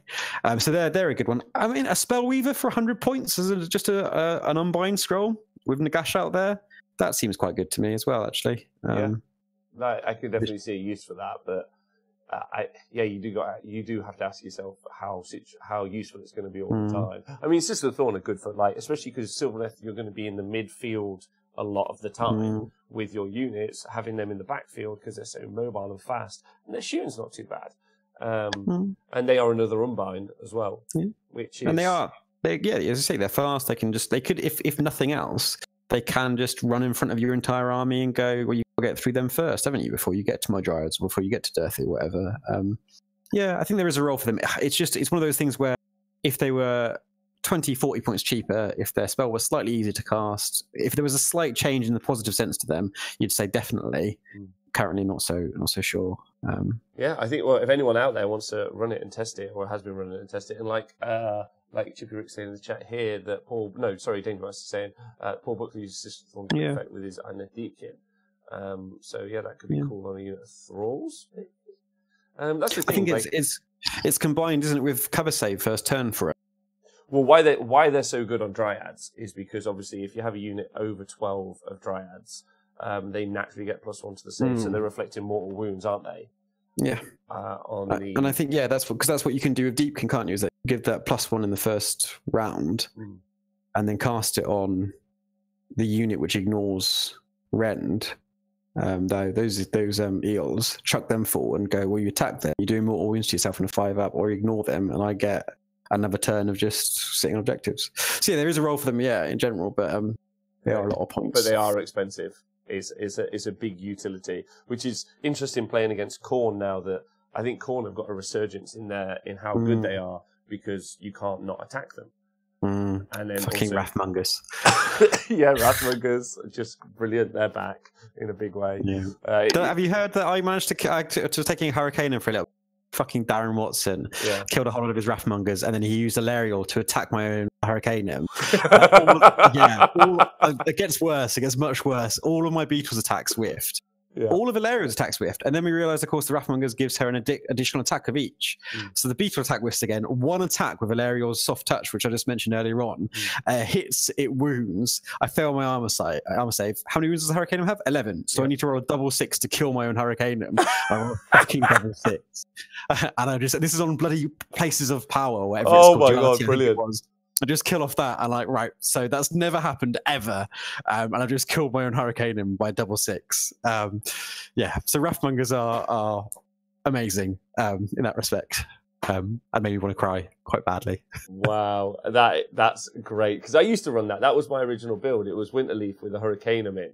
Because then that +3 to hit was just unreal. Especially when you came up against Chaos. It was just like, this is a treasure. Yeah, really, really good. But and then I would all switch between the Hurricaneum and the Sisters. So, because I couldn't never decide because the Hurricanum choice is offensive and the Sister choice is defensive, right? But yeah, really interesting place. Because I think there's that point, like talking about allies of Sylvaneth, there's that massive point that actually through Winterleaf and through Naru, you've got a huge choice of allies which aren't allies. They're just people. They're just order units you can include, and that's what's lovely about like Winterleaf is you build your Winterleaf army, leave yourself 400 points left over, and then you can just scroll through the order on your app and just kind of go, well, what would I like to add? I can add whatever I want. But you'd never add any dispossessed, would you? That just wouldn't be your thoughts. My first list for AOS2 was Ironbark with some Dwarf Warriors in there. I just thought they might offer me some. Yeah, I thought they might offer me some bodies. They didn't. They were shit. But the theory is there. Yeah. What about with Arcanauts? Because Arcanauts are great. Right? The problem is, of course, that your own Wildwoods will block them off.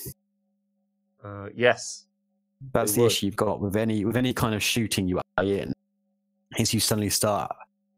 Yeah, like because I think ballistas, for example, actually a few ballistas could be great allies in your list, but then you've got the issue that you're going to block off your own shooting there, which what have I done? You do that, yeah, exactly. First time you do that, you just kind of flip the table and go, "I hate this game." They're probably not such a good shout. But like I think on a Phoenix. Yeah, amazing. I think there is. That's what I think there are still combinations out there. I'd love someone to just run something really wacky, like a Dragon Lord or an Archmage on Dragon or something like that, just as part of Winterleaf, just because you can do whatever you want with it, which is really really cool. Yeah, I really like the Winterleaf Warfare. I think it's solid. Plus, like you say, like it does feel like I still don't think many books have done as well as the Sylvaneth Battletome with those big War battalions. I really like them. I think GW seem to have decided that's not the way forward, and like most battalions nowadays, you clearly are not designed to be one drop. Like, well, no, that's changed again. Beast of Chaos, hasn't it? Yeah, has been different. So they had a blip in the middle, and they were like, no, temples, and then they're like, no, battalions, and I'm like, what's your plan?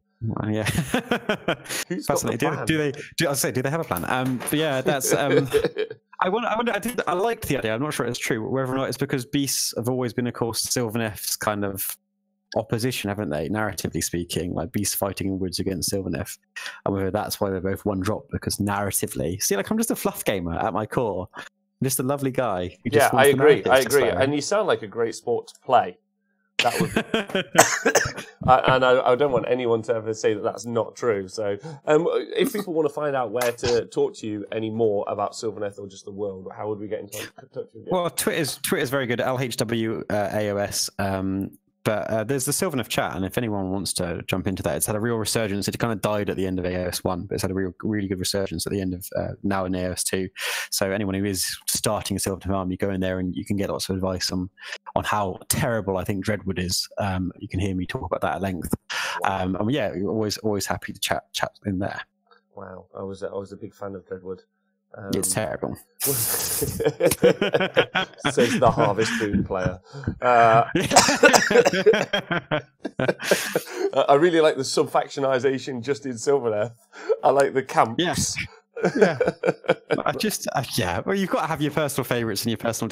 So I just think, 20 Spike Revenants, 280 points on Spike Revenants. I just think is the biggest waste of points in the game. But now they're your battle line. Yeah, but they're still shit. They're still 280 points. Yeah, that's Striker. That's you're almost at a dirty there. That's 3 scythes and a branch ring, or some Spike Revenants, 20 Spike Revenants, which will die really easily and won't do anything for your game. Forever.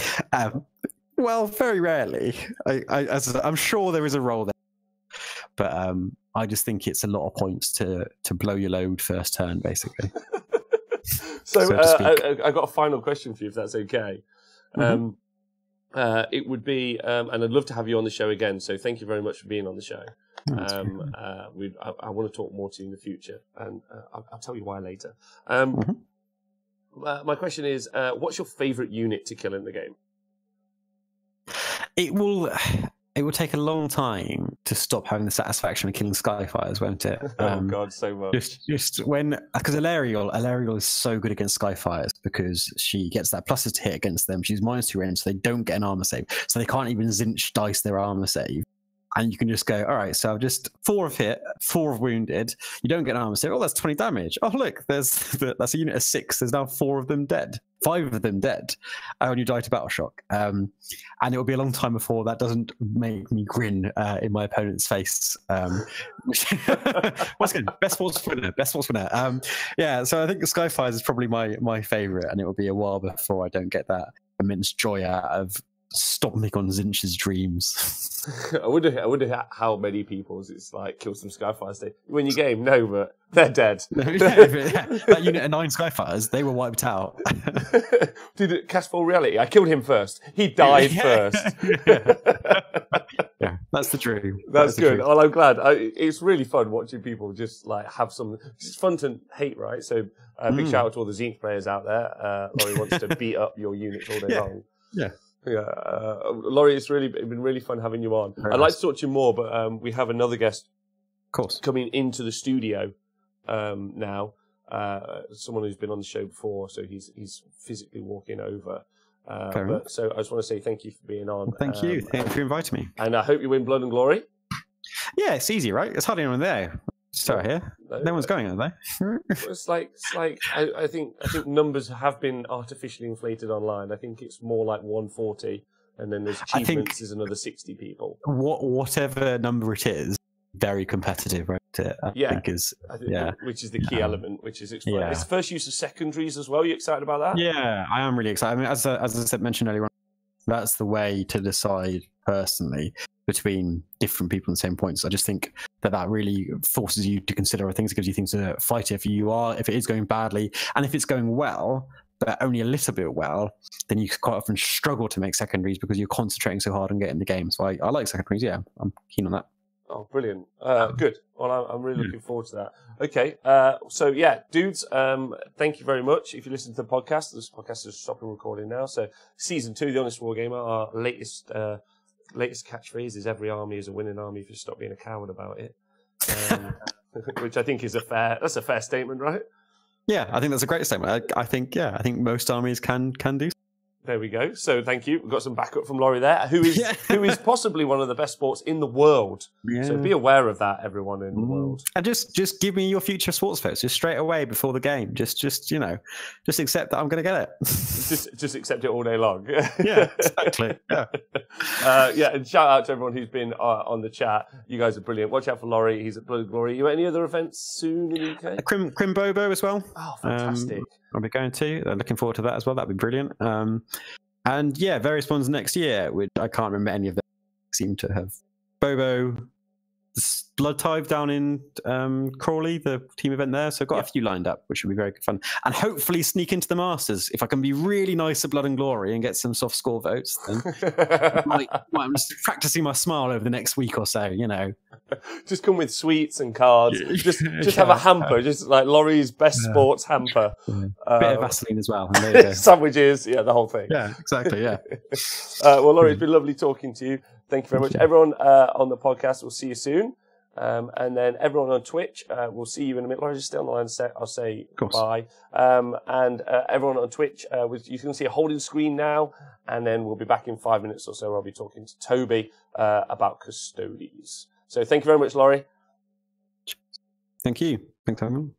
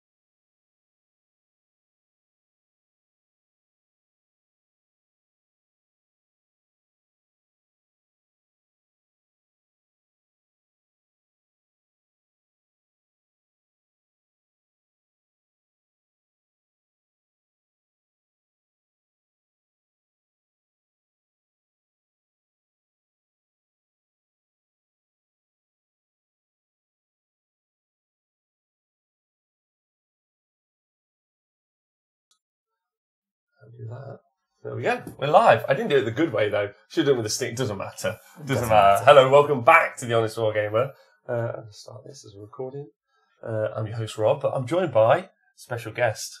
Hiya, Rob. Toby here, everyone. How are you? It's good to see everyone. It's been a long time. I know. You've had a busy year because you're so good at doing things. I try. I wish I was just so cool that I just, mate, it's been a good year though. It's been a good year, yeah. I haven't talked to anyone in this format for a while, side on. This is weird, isn't it? Yeah, it's a little bit challenging because you know that there are people there. It's like a confession video on Oprah. I didn't mean to touch those people there. I didn't mean to do that. I did. I meant to. You did? Yeah.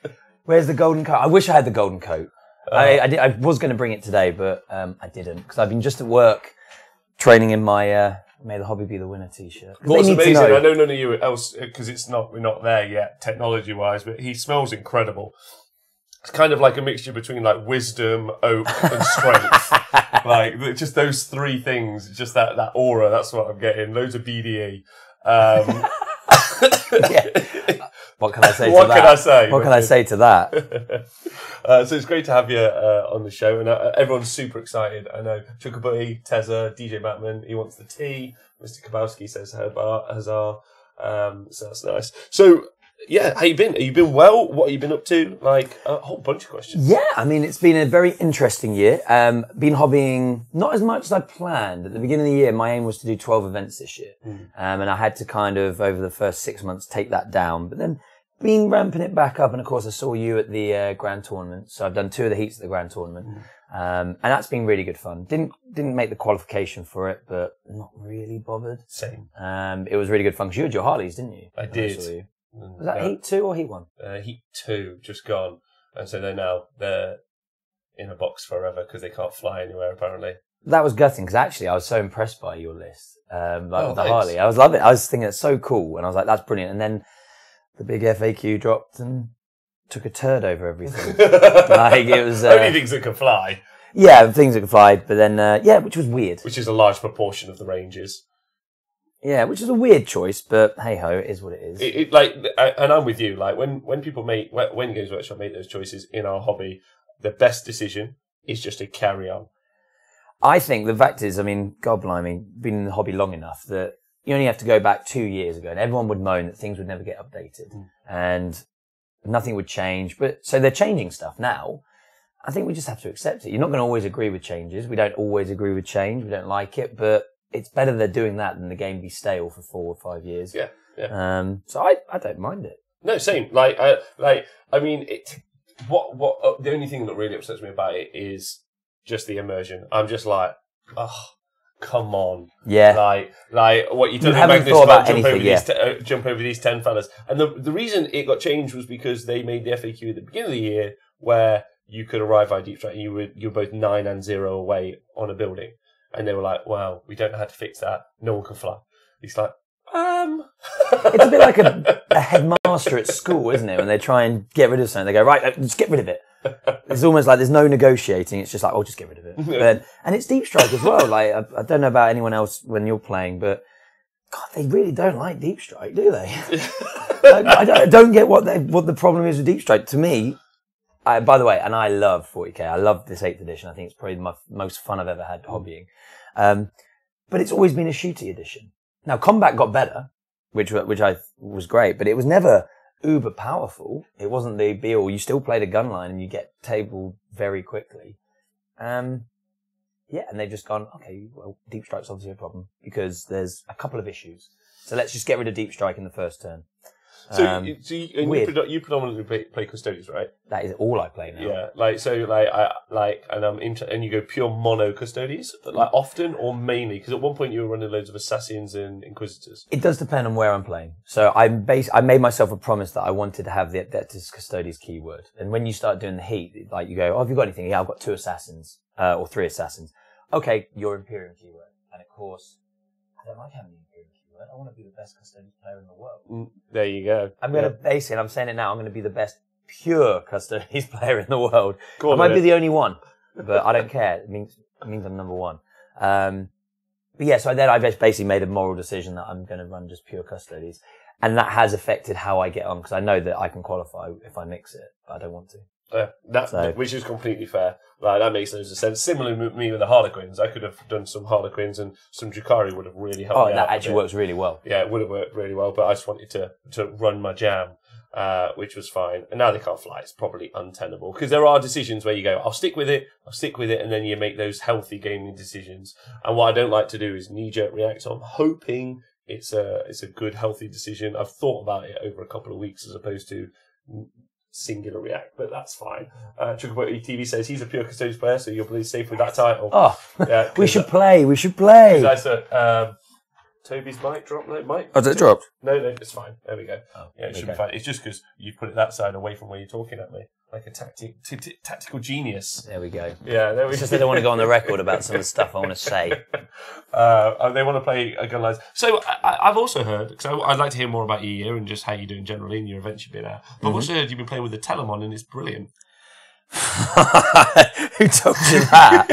Yeah, actually, to be fair, I am going to run a Telemon properly. Is that right? Yeah, that's fine. Yeah. That's great. I am going to run a proper Telemon, but I've got the one with the flamers. One, because I love close combat. So I bought the Telemon, gave it as a special treat to myself. I was like, right, let's use it. And the coolest model in the world. And the rule of cool should always win. Big, happy 80 shoulder pads. Always, yeah. Lady Gaga, like, trying to just shimmying around the place. And I went for the flamers, because I want the close combat version. 405 points of absolute toss. Like, that version of the Telemon is woeful. Is it what, double combat? Double combat, so minimum damage in combat. It's got 4 attacks. Great. But it has a 4d6 strength 7, -3, 1 damage flamer. You're like, yes!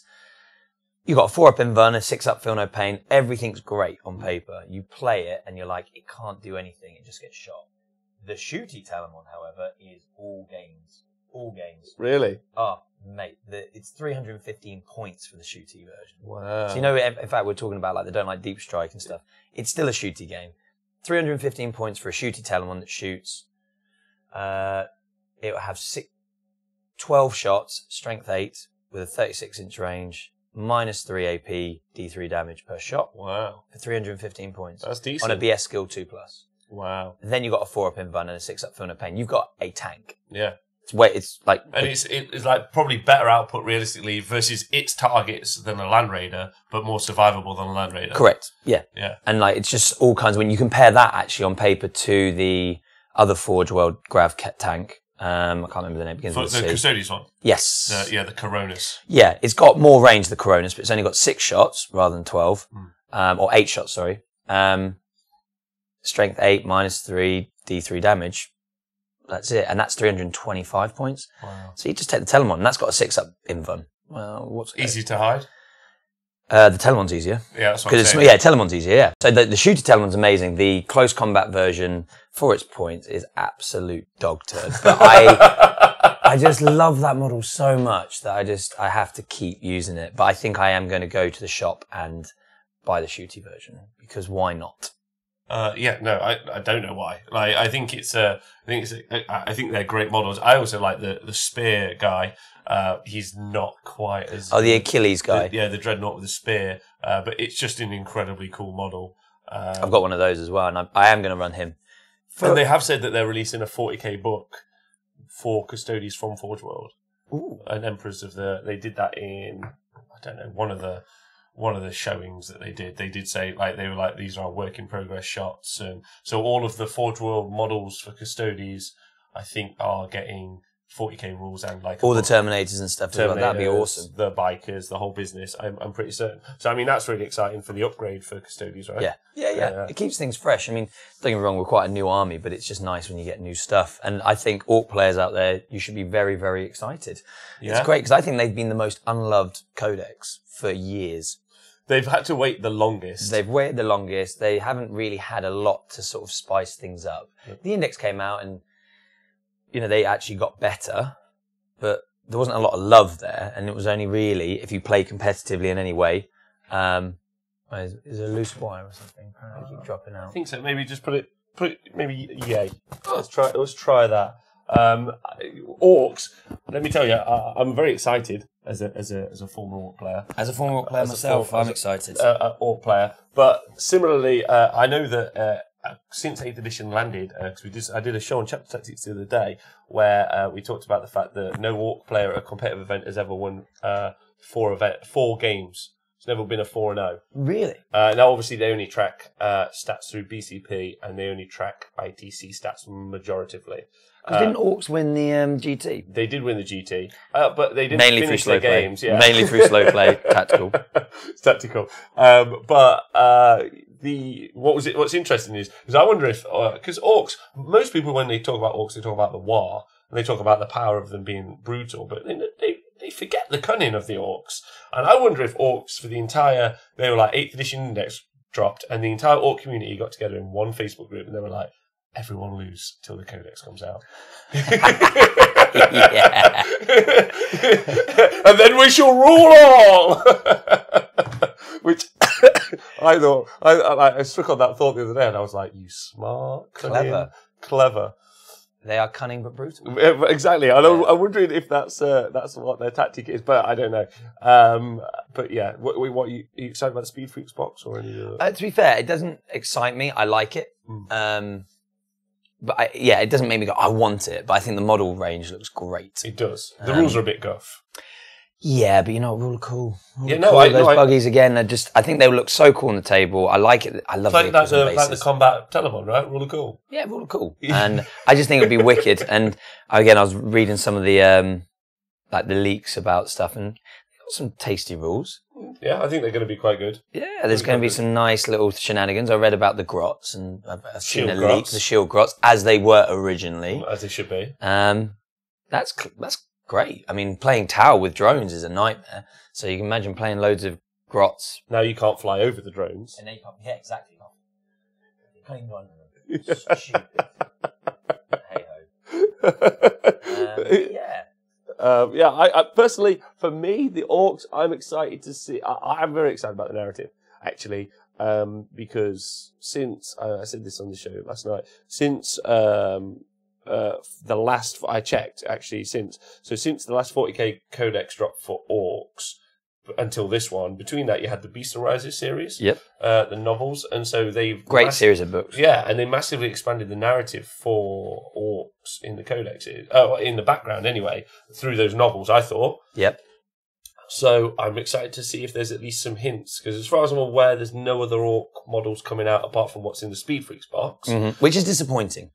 Agreed. Really disappointing, because actually, when's the last time they got some new kits? Is it when Gazgol came out?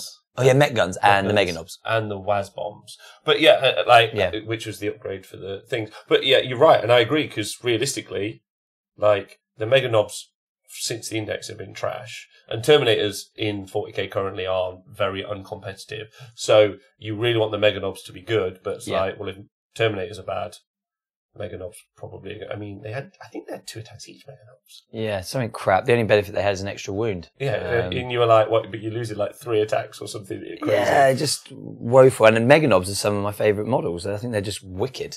I got a follower. Thank you, DJ Batman. Yeah, I will go and check in a bit, and I'll send you a private message. Where can I follow you on Instagram? At Flying Llama 747. If anyone wants to follow me. Yeah, I hope Mega Knobs get an invuln save. Me too. But yeah, so I'm excited for the background first. I think that's going to be my first port of call. I'm going to jump in there. Yes, agreed. I just want to know. I want to know if they've taken that or if they've just, and where I'll be very disappointed, and I'm going to be very OTT aggressive when I do the review. If they do, is if they just copy paste info from the last codex to this codex. Because basically, Orcs have such a great, rich history, but you only ever read about Armageddon in like their modern stuff, and that's it. And Orcs should be they contribute so much to the universe.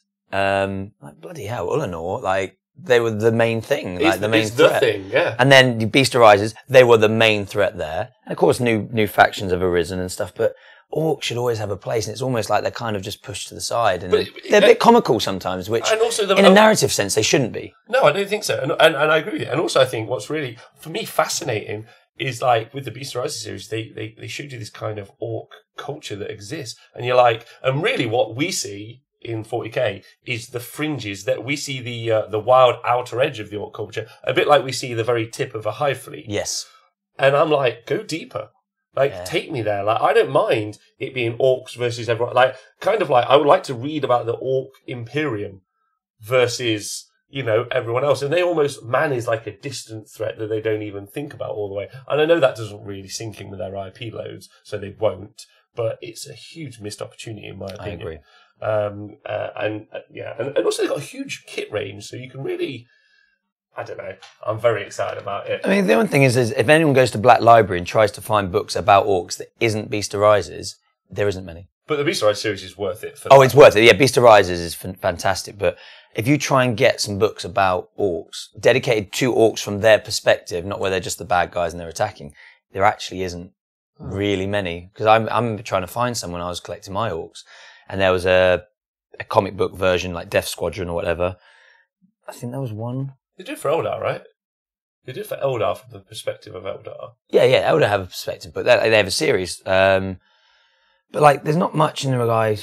There's a Hell's Reach in the Orc audio books that guy Haley did. Halley. Nice. Oh, is there? I'd love to know which books to check out, because I love orc fluff, so I'll happily pick them back up. But I just couldn't find many that was just about Prophets of the Wargame. Gotcha. Thanks very much, Kudowichi. If that's how your name is even said. I've discovered that. So, over the past year, I've definitely... And I knew this before, because obviously I worked for Games Virtual for a year, but I knew that I couldn't really read names on Twitch chat. But I think the one where it really struck home just yesterday was I was talking to Mandalese, and I was like, oh, thanks, Mandalese, that's a good point in the chat. And then he was like, no problem. And then I was listening to someone talk, and I was like, no, it's not Mandalese, it's Mandollies. Like... God, I'm thick. Like, thanks, Mandalese. That's a very foreign name. I love it. It's really good. He must be Italian or something. The worst of all orc players. But yeah, no, orcs are super exciting, and I've got to say, like I was saying to you off. So do you still have your orc army? No, I don't. But it's been bought by SN. SN Battle Reports. They sometimes show up. So if anyone's seen them or seen some camouflaged orcs, they used to be mine. Oh. And I do miss them, but at the same time, I needed to streamline things. And my passion is Custodes, and I really don't have time for many other armies at the moment. I just enjoy them so much and enjoy painting them. So if the Forge World, like the whole range from Forge World got a release, like what would you be on? Like, what is there anything there that really strikes your fancy, like looks wise, ignoring rules? Do you know what? It'll be definitely the Dreadnoughts, like all of them. Just every single one of them, because I love Dreadnoughts. I think they're just great. Am I a big fan of those Terminators from Forge World? Not really. No. It's more the case of I can get the different types of spears I'm excited with, because actually, anyone that has seen my army or knows how I play, I love just normal Custodian Guard. Yeah, I think foot guard mainly. Yeah, just foot guard, and I think the Custodians, the way that you always read about Custodians, usually Custodian Guards that you hear about, and they're the cool guys. They're the ones that are amazing. And of course, they've released these new miniatures and stuff and fitted them into the lore, but Custodian Guard on his own was enough. So that's basically my take. So any way that I can equip them differently is actually what excites me, along with the Dreadnoughts, because the Dreadnought models are stunning. They are good. Like, every single one of them is all rule of cool. All of them. The Lancers, the spear guy. He's definitely my favourite. I quite like the gun guys. They look quite odd, but I agree with you. The upgrade kits for the lances, the spears are going to be, because it's like a melter-gun version. There's a melter-gun thing, so you can just basically, what you're doing there is you're just making your army a lot more flexible, and it's just that excites me, because I love just seeing loads of Custodian Guard, because many people don't take them. If people run Custodes now, it's all jet bikes. And that's sad. Currently, correct. Currently. Even with the fly keyword nerf, there's still all kinds of wins. And you got to be over the moon about the fly keyword nerf, because you're like, well, all my guys ran anyway, so exactly. Screw you, man. Like, screw you. Actually, do you think that's going to help your army to a degree? Because people are going to have to hit those like golden brick lines and. Actually, to be fair, it does benefit me. But then again, I didn't really have a meat shield, so there wasn't anything to get to the back of. If if I ran like that shooty Telemon at the back, yes, that helps a lot more, because I can protect him to a degree. Whereas before, it was all just Custodian Guard. So if you skip one unit of Custodian Guard, there's another one behind you. So, yeah, my army personally, because it's so different, it doesn't really make much difference to me. I guess the only thing it frustrates me is I can't I can't use my little shield captain and jump over on a bike because I do run one shield captain on a bike, mainly as a thing for the Praetorian plate, so I can teleport another guy next to him. Yeah, that's my favourite one tactic. shield captain on a bike's fine. Oh yeah, more than good weird. enough. Yeah. Yeah, 7's odder. Chukabutti, you can't fly. You can't fly when you charge. You can fly that's when basically. You can fly over normally with movement, but you can't. You can't do it with a charge, which is just absolutely bizarre. Because actually, if you think about the dynamics of a charge, it's not like someone with wings would go up and crash into the line.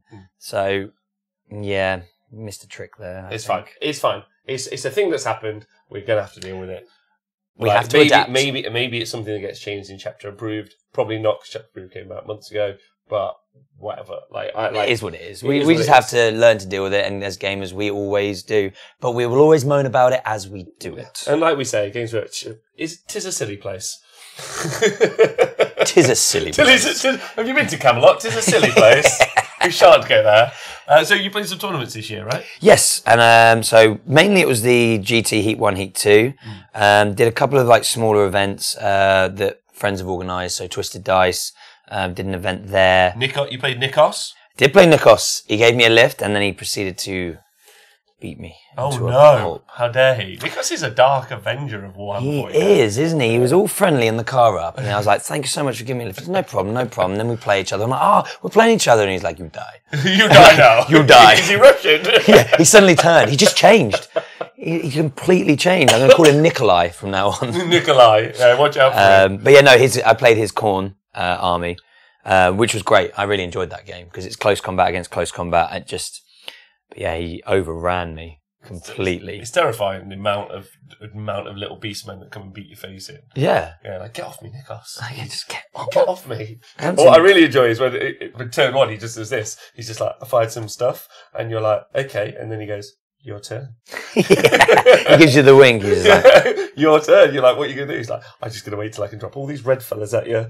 Yeah, that's all I'm doing. He's just waiting. The first time was just his, like, prowling. Yeah. But fun game and fun tournament? Fun. Yeah, no, it was great. It was a one-day event, which I haven't done a one-dayer for a long time, and I actually really enjoyed it. I guess the only thing I always like is I like one-dayers on a Saturday, but obviously most of them are on a Sunday.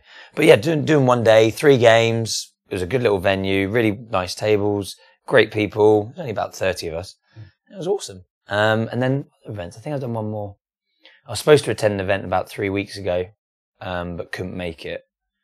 But yeah, I've done little ones around the place, and again, all with the custodies. And it's because I've been running the same footslog list for so long now. This is where I'm getting an itch now. I want to add in some Forge World.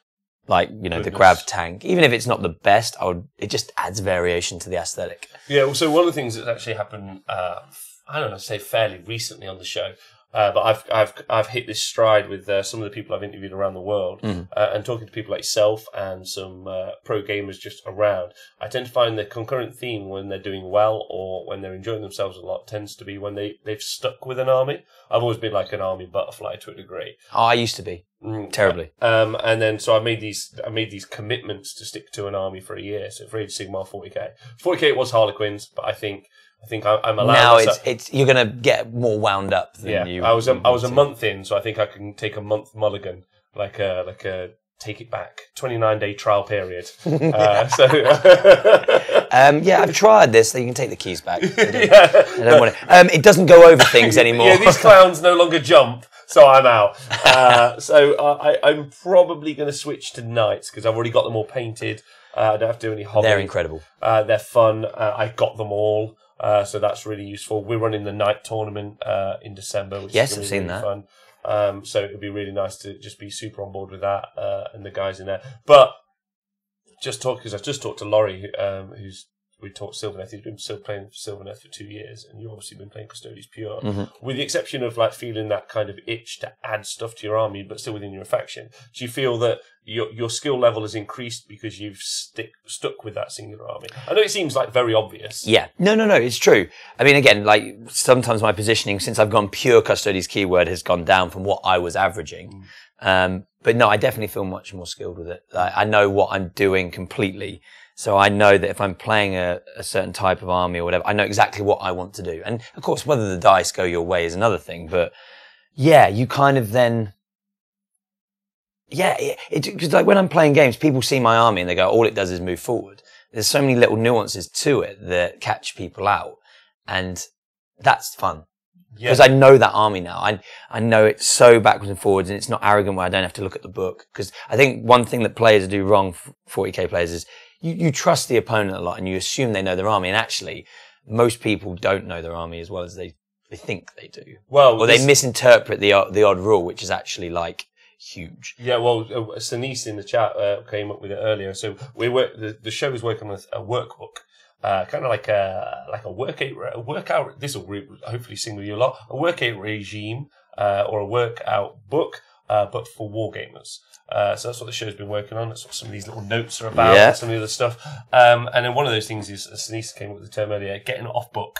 So you're off book now. Yes. So you're comfortable. You don't have to look at your workout regime. You know what your stuff does, and you've been working it through. And it's nice to hear that you think that that's worked quite well for you. Yeah, and it's just so nice. I mean, and this sounds really bad. When you've kind of got an army that you're happy with, it's really nice that you're not panicking the day before a tournament to get it ready. You can just go, it's in the case. I'll bring it. Like it's actually a really satisfying feeling. That panic that some of you have the day before a tournament, going, I've got to have this. I've got to paint this. It's horrible. It does take away the fun. I like just kicking back, having my one little case, plonking it down, ready. There's something to be said for that as well. Like the stress that goes. You got time to read the pack instead of having to do painting. I have time, but I don't. I have time to read the pack. You can make time, but I don't do that. I think that should be the first question. Hello everyone, welcome to the event. Hands up if you've read the pack. No one. You're all out. And then you literally just go to your opponent and say, so what mission are we doing? And so what's the point of this one? And then you're both there going, oh, okay. I don't know what it is. I think it's something like you, but you're right. Everyone trusts each other a little bit too much, but that's not because people are being untoward. No, it's just a misunderstanding, or they've played it some way because they've read things. I mean, how many times we've all done it? You've read it a particular way, and then that's just stuck. Yeah. And then because you don't get called up on it, that's just what you remember. And no one's being malicious or anything like that. I don't believe that at all. But it is just what it is. Yeah. Happens. But I like the trust that gamers have. I think that's what's nice about our hobby is, and interesting. I want to just say this for the record, actually, although that we can get quite vitriol against GW and stuff like that, I think actually, as a community, the wargaming community is actually really supportive. I couldn't agree with you more. Like, I mean, we get this a little bit on the show because people are like, "Oh, you're being critical towards Games Workshop," and we're like, fairly so when we think it's fair. Yeah. But like the conversation we have is always like, you can always say what you want to me and I feel the same back. So we can have these healthy dialogues, which I think is useful because everyone's having them. But where like I think you turn the phrase is you go, do you know what? The fly keyword's fucked. Cool. But doesn't matter because we can't change that. So we're not going to piss and moan into the wind. How do we overcome? What changes do we have to make? How do we, like, what does it improve or what does it make worse? And how can we do better? But the wargaming community is going to be just there for you. Like, yeah, they always are. And it's because, I have clients at the gym and some of them they have cake decorating companies. And she was talking to me that like, it's so bitchy. People are always underhand. For example, like they use airbrushes in cake decorating to like paint things. And there's this one artist that was doing, a cake, doing a particular technique. I wish I knew. Doing a technique for this cake. And then another cake person saw it and said, how did you do that? Showed them the style. And then the person then posted a video about it.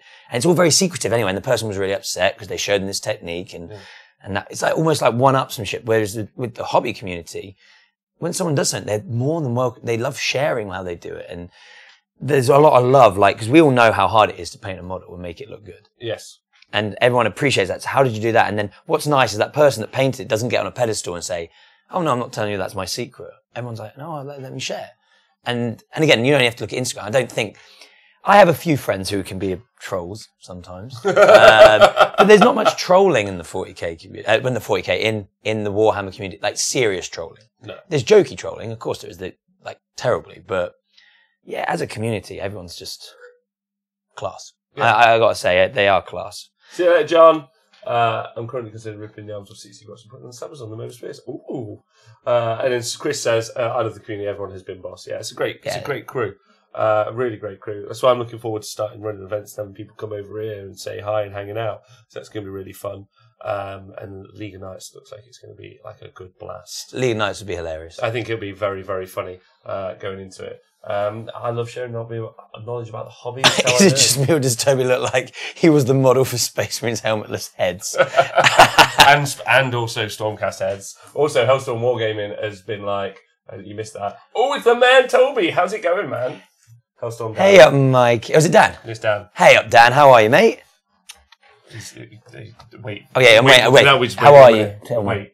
Wait for the reply. I think I've slowly got used to this. I know that I'm talking and I know that I'm going to be waiting for whatever it is. I'm there. It's good. I like this new setup. This is to change because I think the last time I was here would have been January or February. Yeah, I think so. Quite a while ago. It was a long time ago. It's a bit of a mess because I've done a show every day this week as well as the You've been relentless. Tuesday. Yeah. We've been hanging out. Well, me and the guys have had a great time. I think we're going to do some day shows regularly. I didn't know how they go. Because I never feel very confident about just me talking to the crowd because it doesn't feel like I like reading something and then being like, there's all this shit. But then maybe that's just a little bit too teacher talks to crowd. So just learning my way with it all as well has been really fascinating and fun. Good. And also everyone who's been on the show like yourself. So I want to say thank you because people pleasure. always loved having you on the show. So it's great that you've come on again. So big thanks. No, my pleasure. It means loads to us. I've gone quiet. Hello. I don't think I've gone quiet. Hello. Yeah, it's fine. Oh, do you have the sound thing there? Yeah, I don't think that should be a thing. I loved it. Got my work done in the morning and the afternoon. The afternoon stream.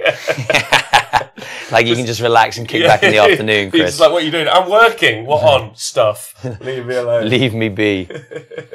But yeah, it's been really fun the past year, and I want to say thank you to you because you've been on and like you've told me loads of stuff about the hobby, which I still tell people to take Hector Rex. I'm just like, Hector Rex. Take the man mountain. Take him. By the way, again, take anything from this. If you're running an Inquisitor, take Hector Rex. He's a mountain of a man, and he's amazing. I traded several £100 worth of models because someone said that they had a Hector Rex, and I was like, right, you can have all of my Tau. Yeah, and I'll have some random orcs you've got. And that Hector Rex, yeah, he's in the pot. I was like, get in, Hector. I was like, I don't know if I've got a deal here, but I've got the Hector deal, so I feel great. And then Toby's Custodians versus Rob's Knights sounds like a game. Happily, if you ever I will happily play Knights. I love Knights. They happily come and kick my face in. Oh, no. That would be a tight game, actually, to be fair. Because in combat, I can smash Knights. Yeah, I won't be taking the Helverins because I hate them. Yeah, you had a really bad time with Helverins because Helverins are all kind of filth, but you had no joy with the Helverins. They suck. They suck to high heaven, and especially because you've got 2-up save. You don't care what Rend 1. I mean, yeah, it's 3 damage each, but you've got to fail. Like they don't do like a huge hitting on 3s. Hitting on 3s. So -1 because I got a banner. And then strength 7. So winning on 3s. Yeah, that's true actually. It's just like it's like fine. It's not going to do anything. I don't like them. They suck, and I think that. Everyone knows I think that. Oh, your orcs against my custodians. You would smash my orcs to my custodians. I wouldn't have enough models on the board. The new orcs. the new orcs. If you ran your 120 plus orcs, it would be like, right, I've got 17 custodians. Just get mobbed. Let's go. We'll just deploy them right in the middle of the start and just go get me. That's if. I still don't think you'd table me, but I wouldn't be going anywhere because you'd have charged me and I'd be here in my deployment zone. They're all game, just cutting away, shooting and murdering them. Yeah, I honestly think what's sad about the orcs. We talked about this last night as well. I think what's really funny about the orcs is Games Workshop like October. No orcs have come out, and then they're coming out right at the end and not really even coming out then.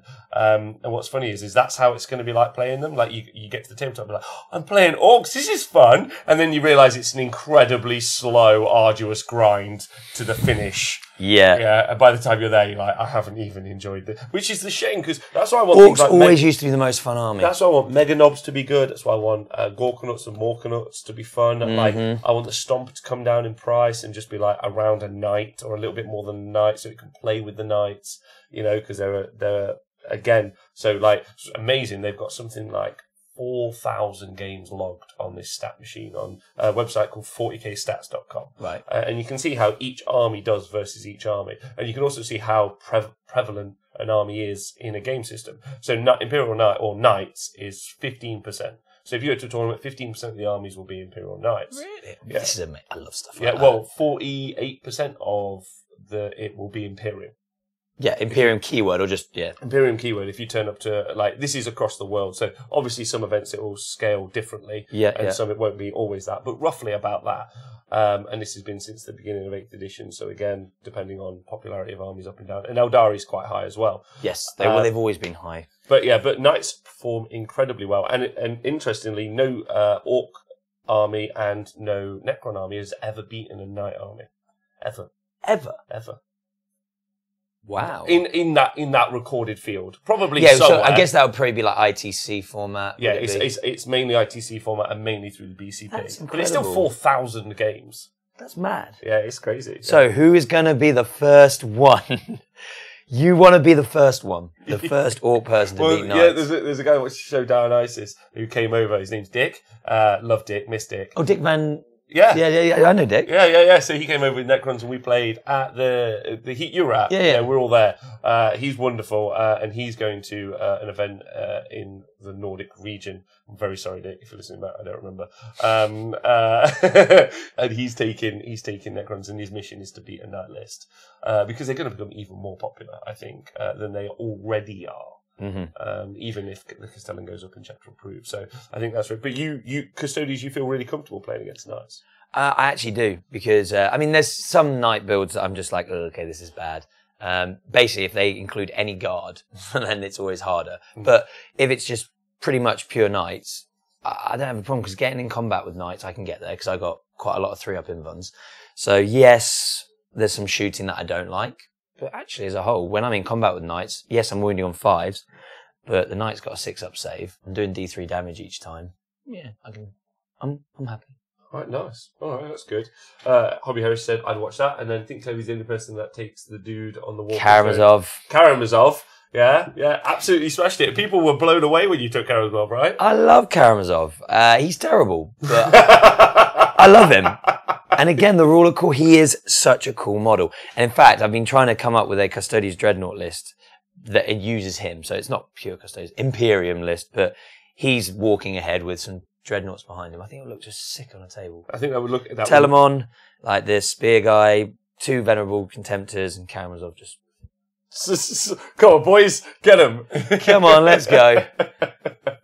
I have a Custodes army, and I think it's ace. I'd like to bust it out again. I've got the big surf tank as well, and it's just it's a little bit woeful for its points, which is sad. The Grav Carrier. It's what a model, but yes, it's. Let's be honest, it's turd. Yeah. Like it's 370 points. You can get a Land Raider for 400 as 2 more las cannon shots. Like, yeah. But Land Raiders, bless them. Yeah. You never see them on a tabletop. And I think that's, for me, that's the other thing with the Custodians as well. Just having a bit of ranged in the force. Yes, because that's the thing. I never get first blood or first strike because I can't do anything till at least turn 3. Unless you're charging me, then I can do loads. Turn 3 charge. There you go. Yeah. Have you experimented with any of the Allosaurus Terminators or any of them? Not yet. In fact, the next list I want to run, I'm going to run probably about 6 of them in a unit, and just to play the strat where you unleash the wolves, unleash them, just run away, scatter. So I would. I'm definitely. I've got 6 on my painting table now that I'm going to paint up because I think they're wicked. Yeah, someone the other day was talking to me about them, and I think it was online, but I can't remember. And they were saying that they've been running them, and they've just had an amazing time with them because people don't know what to do against them. They're like, right.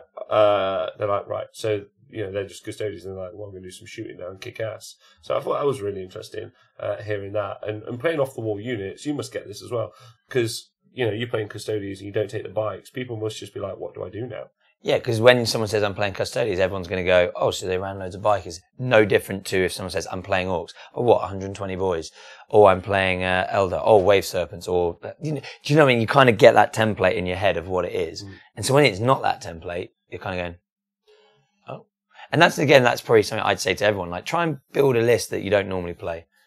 or like that you're not used to playing, because it people will don't see a lot. People don't see, because it will throw people off. Even if it's only for a turn, it's worth it to see your opponent really having to react. Well, some games are only 5 turns, right? Like you're talking 20% of a game to be and your prep, like your deployment and your movement in the first few turns is leading towards you trying to win through the last few. Yep. So it is a big deal. I know when I put the mech guns down when I played with the orcs, people were just like, and I was just like, not what you're thinking, because it's wrong. Like, you are wrong. People are like, I can shoot that WAS bomb. I'm like, good. Wrong. Wrong. You should have had a gong every time they do it. You go, I don't want to make you panic, but that was the wrong decision. Oh no, one of my favourite things is that my friends always say, they go, he's fallen right for my trap. You just do that every time they do a move. It's like, you've fallen right for my trap. Try that next time you play someone and see what they say. They will be livid. That's why I think I think the nights are going to be easy, because I've got a lot of work to do for the show over the next year. So, and I think they're a really good army to play as a standard army. So I just go drop. Cool. But show me what Thousand Suns do, and then they I like to know. Yeah, and because when I play a game, I'm the same as you. If I haven't played it, I'm like, don't tell me. I want to know. Now, sometimes that can work against me, and sometimes I get quite salty because I'm like, you should have told me that. Why did you not tell me that? But actually, as a whole, I like finding out what an army can do. So actually, with the Orc book, apart from what's been released, I don't actually want to know, because I actually want to play them and go, they can do that now? That's amazing. Yeah. And then I can learn from it rather than sort of theory hammering what I would do to counteract that. It's so much fun when you learn stuff. It's especially with the games. Also, Chris is building 45 blood claws. Yes, I remember seeing Chris recently, and he was telling me, and I was like, yes, do it. And yeah, people will see that and go, what do I do? What do I do? Yeah, and and definitely, Craigie, I can't wait to play you and your Space Wolves. That'll be hilarious. Yeah. So, Tezza, Rob, have you ever taken a bubble chucker to a tournament? I have. Yes. I have 10 damage to a shadow sword with one bubble chucker, which was that he was not amused. But he's not a very nice person to play anyway, so screw that guy. Specifically, he got bubbled to death. I hope they don't wreck the bubble chucker. I've heard through the grapevine. They're a mini game on their own. They are, but now they've wrecked them. They've wrecked him. Now it's just you roll a d6 for each stat, as opposed to that really fun game where you and I choose, which is what it was previously, what you would roll 4 dice and then we would pick different. Yeah, that's fun. I like that interaction. Because again, I think the one thing about 40k or just GW games as a whole, it's me, you, very structured like that. There's actually, interaction-wise, there's not a crazy amount. I mean, there's other games out there where it's actually like, you do a move, I do a move, you do a shoot, I do a shoot. That kind of dynamic where there's a lot more interaction. Whereas, again, you only have to play a Tower, an Imperial Guard army to realise the only interaction you're ever going to get in that game is armour saves. Yeah. And it's just like, that's soul destroying. So it's nice when you can get them involved. Even if it's in your shooting to destroy his thing, I'm involved in your turn rather than just go, okay, you got 20 saves to make. They're important. I think they should be adding more of that stuff. I agree. Like, that's why, I mean, the League of Knights we're doing, it's alternating activation. Perfect. You move a knight, shoot a knight, charge a knight, fight a knight, cool, your turn. So it's literally 1v1. And because it's 40k, like, scaled up, so it's just quick and easy, which is great. But it's really fun. Me and Nikos have been doing the fight nights in the evenings. And as we've gone through it, it's just been like, we're just going to scale it back to just having a turn each. And then it's also every activation is interesting. Yes. Like, not just undoing my movement phase, that unit's not really important right now. It's just like, well, actually, every choice I make now is really exciting. You have to think, because if I do this, they're going to retaliate. Oh my God, just imagine that. Like, for 40k. Oh, it would be, I mean, that would be the biggest shake-up ever. And I agree with Mr. Kapowski, is that, like, it would be amazing. As gamers, we would bitch to begin with, but then we get on with it, and you'll be realizing that actually this is amazing. Because how cool is it with combat? Only look at the alternating activation in combat now. Yeah. As a whole, that's brilliant.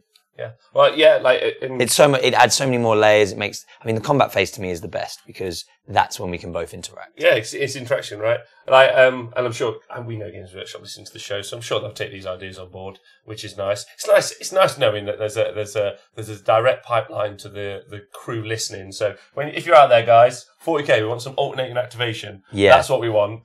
And it stops those, the 1 or 2 turn tablings where you can't have a bad experience if you have alternating activation. You can just have bad tactical decisions. you can't have a bad time because you had that many turns. There can't be, I didn't get as much game time as this person because of this. It's, I just made the wrong moves and I activated the wrong stuff. Like, in fact, it eradicates slow play. It would also be such a head fuck as well. Oh, yeah. You'd just be like, activate that, and then they activate one of everything. You're like, oh my god, that's such a list of things. Me and Nikos have really enjoyed it. Like, we had the Fondue Masters. So we had, so you know how there's the Ashes, Australia. Yeah, the Fondue Masters. So we had the guys over from Sweden doing a 40k, and we had a night battle each. So it was a pair of two, and we were a pair of two. So obviously we're claiming it's the Fondue Masters. And there are probably other Fondue Masters game. You know, I don't want to take that title, but the Sweden versus UK night battle only copyright exists right here. But that was really fun. And then one of them like ran out of night forward and then did do the charge, and he went, "Oh no, I've made such a big mistake." Yeah. Is he Russian as well? That was my Swedish. Yeah. I'd keep the charge, says Pokey John. You get less game time to bring more units, but like you can bring more units to counter that. So Santi. Yeah. So I mean, again, there's going to be pros and cons, and it's something that could be ironed out. But I think, you know what? I think that would be the one thing I would introduce if I was in charge and I wanted to really shake it up. Because, by the way, I'm not criticising it. I actually really like it. Same. I really like it. I like 7th. I liked 6th. I didn't like 5th, but hey ho, that's just me. But I mean, the fact is, actually, any Warhammer game, or any Games Workshop game, I've had fun most of the time, unless I've played a bad opponent. But like, you know, it's just this is hypothetical. Yeah, it's very rare. And again, anyone that is put off by going to an event or competition because you hear all the stuff you read on the internet about whack gamers, ignore it because you really won't be playing them.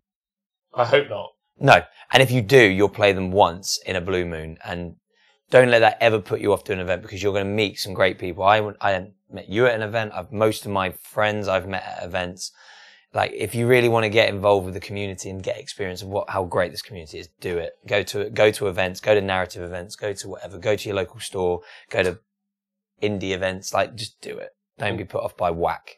Because it's not as bad. And enjoy yourself. It's not that bad, honestly. And also, every army's a winning army if you stop being a coward about it. That's my catchphrase now. That's what I keep telling people. Nice. We all need catchphrases. That's the catchphrase now. That's season 2. That's so we're in year 2 of the Honest Wargame now. So that's our season 2 catchphrase. I like it. I quite like it because we're going to become the biggest show in the world. That's the plan. That's the end of year 2, and then after that, there's more plans. But it's too complicated right now. You guys get ready. Buckle in. Buckle in. Buckle in. So for the next year, what do you think you're going to be doing Warhammer-wise? Warhammer-wise, I think I'm going to expand the custodies a bit, but I think I'm going to do a very, very slow build of a new army. I haven't decided what, but I just fancy, I'm getting an itch to start something new. Age of Sigmar I'm looking at. Yes, Toby, come and play Age of Sigmar. I am looking at Age of Sigmar. All of the events. I am looking at Age of Sigmar because I'll be honest, 40k, I think custodians are just me. Like my meta, like that's just me. I could try and collect Admech or do something different, but I'm not interested in it. Let me tell you, I'm so excited right now. I'm like, Age of Sigmar is great. I mean, I'm just looking at this. Look at just how cool is that? The bull. The bull. The bull. Raging bull. Yeah. Robert De Niro. Plus, you can do silly kit bashes like this fella. Yeah, and I'll be honest, like Age of Sigmar was the ground plate for 40k, and I have played Age of Sigmar. I did have an elf army. They're good now. Are they good now? Well, I've sold them. Yeah. So, but I'm just tempted to get into Age of Sigmar. And if you like combat, agreed. And that's the thing. Whenever I go to the grand tournaments and I see it, I love the aesthetic of Age of Sigmar. I do miss the 8th Warhammer Fantasy, where it was like regiment blocks. I miss those blocks of everything. But you can't. But you can kind of do that anyway now, where it's like there's a block. Yeah. But yeah, I think Age of Sigmar really appeals to me. The model range is spectacular. What is there anything that took your fancy? You know what? I looked at Beastman recently, but actually, it's what are the things that Nagash has? Those guys with the armor and the ghostly spirit. There's about 2 in a pack. Oh, Archive, Morghast. Morghast. Yeah. Oh my god, they're cool models. Yeah. Yeah, the Archive and the Harbingers, they are very cool. Daughters of Cain look amazing. Best army in the world right now, run by Ben Sava. # so hot right now. So hot. So he's so hot right now. He can't stop it. He can't stop himself. Yeah, his Instagram account's just pure like late night coffee shop. Like it's just fantastic. Yeah, you're going to tell me the upgraded roast beans at any point, and you're listening, and you know you will, Ben. Yeah, you know you will. And Hellstorm Dan's playing some AOS at the minute as well. I think. Yeah. Squid badges as well. Squid badges. Hashtag. No. So Age of Sigmar. I need to have a look at it. And yeah, I'm a combat guy, so I think someone's mentioned Khorne. I would happily play Khorne. And I've always loved the Chaos Warriors models. I think they're cool. I love the aesthetic of a load of Chaos Warriors going up the board with shields and things, just like line after line after line. Currently, Khorne is in this like absolutely fascinating place. Especially with how prevalent combat is, because you've got like some very unique units which just like you've got these guys called Wrathmongers. So if you charge that unit and you kill one, for every one you kill, they can pick a model within 3 inches, and then they can make an attack with all of their close combat weapons, like as if they've taken over them. So if you have 5. And you kill 5 with, let's say, a unit of just 5 dudes, you can attack that unit itself with 5 dudes. Wow. But if you had a monster, you can only do it the one time to a model per phase. But if you had Nagash go and kill 5 Wrathmongers, then you can make Nagash attack himself with all of his weapons once. Which is just, so it kind of, like, your brain goes, right, don't attack them. But then you're like, I've got no shooting. You're like, oh no, I must attack. Yeah. Can you still shoot into combat? Oh, you say if you're in combat, you can shoot, but you can only shoot the closest. That was the only thing I hated in Age of Sigmar when I played. Because blimmin' Sylvaneth, who were the bowmen that they had? Yeah, the hunters. The Kurnos hunters. You charge them thinking, I'll tie them up with your 40k head. And then they suddenly go, I'm going to shoot your hero over there. What? You did what? And that used to wind me up, so I'm glad they've changed that. And I don't know, what other changes have they introduced in that handbook? Because I haven't seen anything about the. So there's that. That's the change that they've announced. Still roll off at the end of each turn for the next. Still priority, which is comfortably makes you a better gamer. Like it's a big. People say get rid of it. I like it.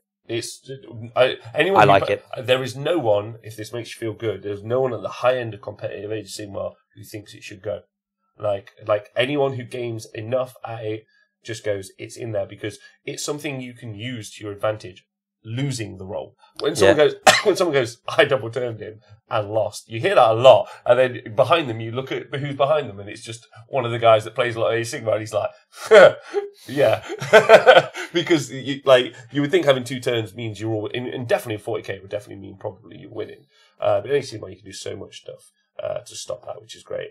Another thing about Khorne, they've got another unit that if you kill them, so you wipe them out, they still get to strike back.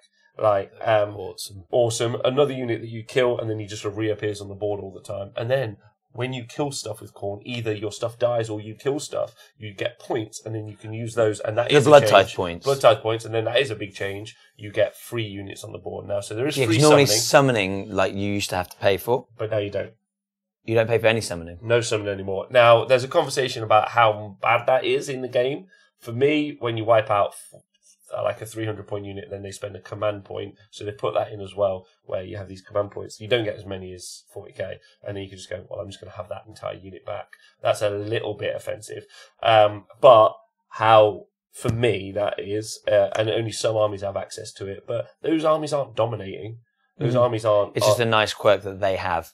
Yeah, I mean, it's definitely winning games for people, but yeah, it's really interesting. But what's really fun with the Khorne element and the endless spells, so this one, the endless spells. So if I've cast this fella, because he's and he would stay on the table. So he stays on the table, which aesthetically looks incredible when there's a ton of them. But he stays on the table. But when the priority roll happens, so you and me roll off. So let's say you win the priority roll. Yeah, so that was my spell. Well, it doesn't matter once you. Oh, it doesn't matter. So it's on the board. Yeah. Now you've decided. Well, you get to choose whether or not you go or I go. Now, if you go, obviously you've got the advantage of you're going next. Great, normally.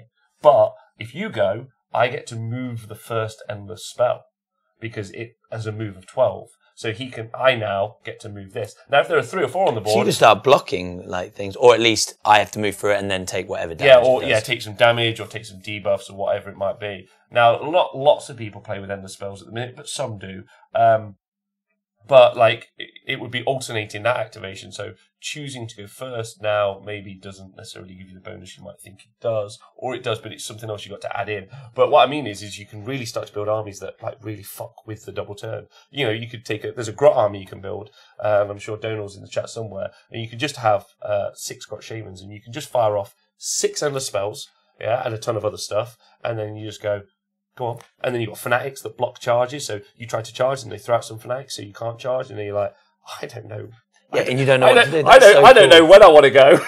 yeah. I just want to go home. Like, that's cool. And that I don't think the Grot player knows either. No, to be fair, no. But that's what's appealing to me about Age of Sigmar. And I think that, in fact, you know what? I nearly invested in them, is those Forge World guys. Vermeer, yeah. No one plays them, so that appeals to me massively, just to put them on the table and people, what the hell is that? Like, oh yeah, they're guys, and all I know is that they can get wounds back. That's all I know that they can do, and so why not? They've also got Ren 2 weapons. It's not bad.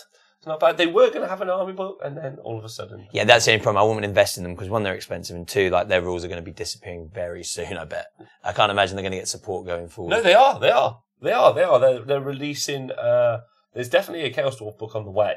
And inside Chaos Dwarfs I get, because like, but the Vermeer have got models that have been worked on for a couple of years, like the big Corn Dragon, but they've got special characters on the way, and I'm almost certain that there's not far off in the next year or so a Vermeer. If there's not an AOS book out from Forge on the next year, I'd be very surprised. Oh, really? Yeah, and that's not me knowing anything. That's just me knowing that there's enough people who've been working in that department for something to happen. Because that's the only thing that would stop me doing it, is like getting those models, and then you're like, okay, so the support's gone for them. Yeah. Because my Swifthawk Riders, bless them, like they. So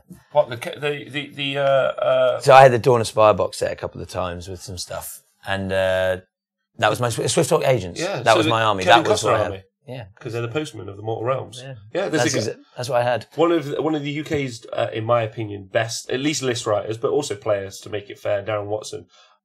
He's taken an entire Swifthawk Agents army, and he's a at the top gamer. Because the Reavers are amazing. He takes janky lists, 100%. He's got Skyhawks moving around. It's Kevin Costner all the way. He's Kevin Costner. I don't know. The postmen are alive. But they're doing that, but with envelopes. Yeah, they're a thing. And then also like a guy over in Fresh Heat Courts. I'm going to say it now. The shit. That said, Bill over in America winning tournaments with them 5-0, blowing my mind. I think Order Draconis rubbish. I read it through at the start. Go to an event recently. It's two different. One guy goes 5-0, another goes 4-0. People are taking it.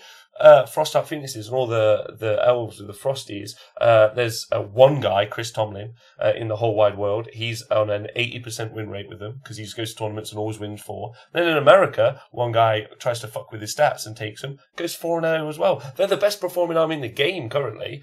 Just 3 big Phoenixes and a bunch of dudes. Do they win tournaments? No. Do they get an 80% win rate? Yes. Is that a crazy stat to know? That's a great stat. That's a great stat. You have an 80% win army there. I'm very impressed by your choice. I would be thrilled if you come, because you're like one of my favourite gamers, hands down. So if you were to join the Age of Sigmar community and play games, people would be lucky. Plus, I think I'm great if I haven't had too much to drink. I'm great until game 3 on a Saturday, and then I can be a right arse. Well, there's a fella called Pete who, with that Order of Draconis army, so a bunch of old elf dragons, as we talked about. He was leathered at an event where he went 5-0, leathered, and you were like, to the point where you couldn't talk. And if you watch the coverage back, you can see. He played 3 Nagashis in a row. And he was just like, what'd you do? He's like, fucking at him. Like, just hammered. So, what do you think of him? Fuck Nagash. I hate that guy. He's shit. To be fair, I remember going to some of the qualifiers, and Nagash was ridiculous.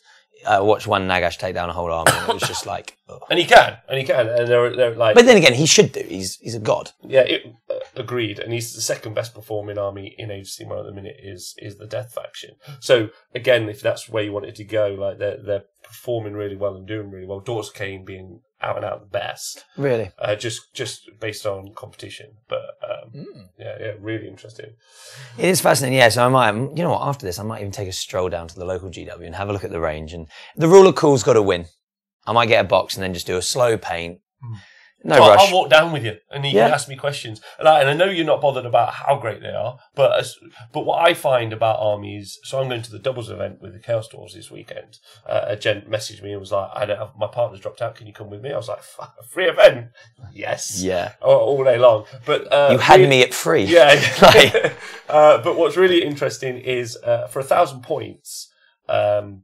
Because it's 1,000 points each, Chaos Dwarves, you don't get a lot of utility. I mean, there's a big unit of Kadai I can take. It's 480 points. They're the flamey guys. They are so good. I can go over and just punch stuff to death, no problem.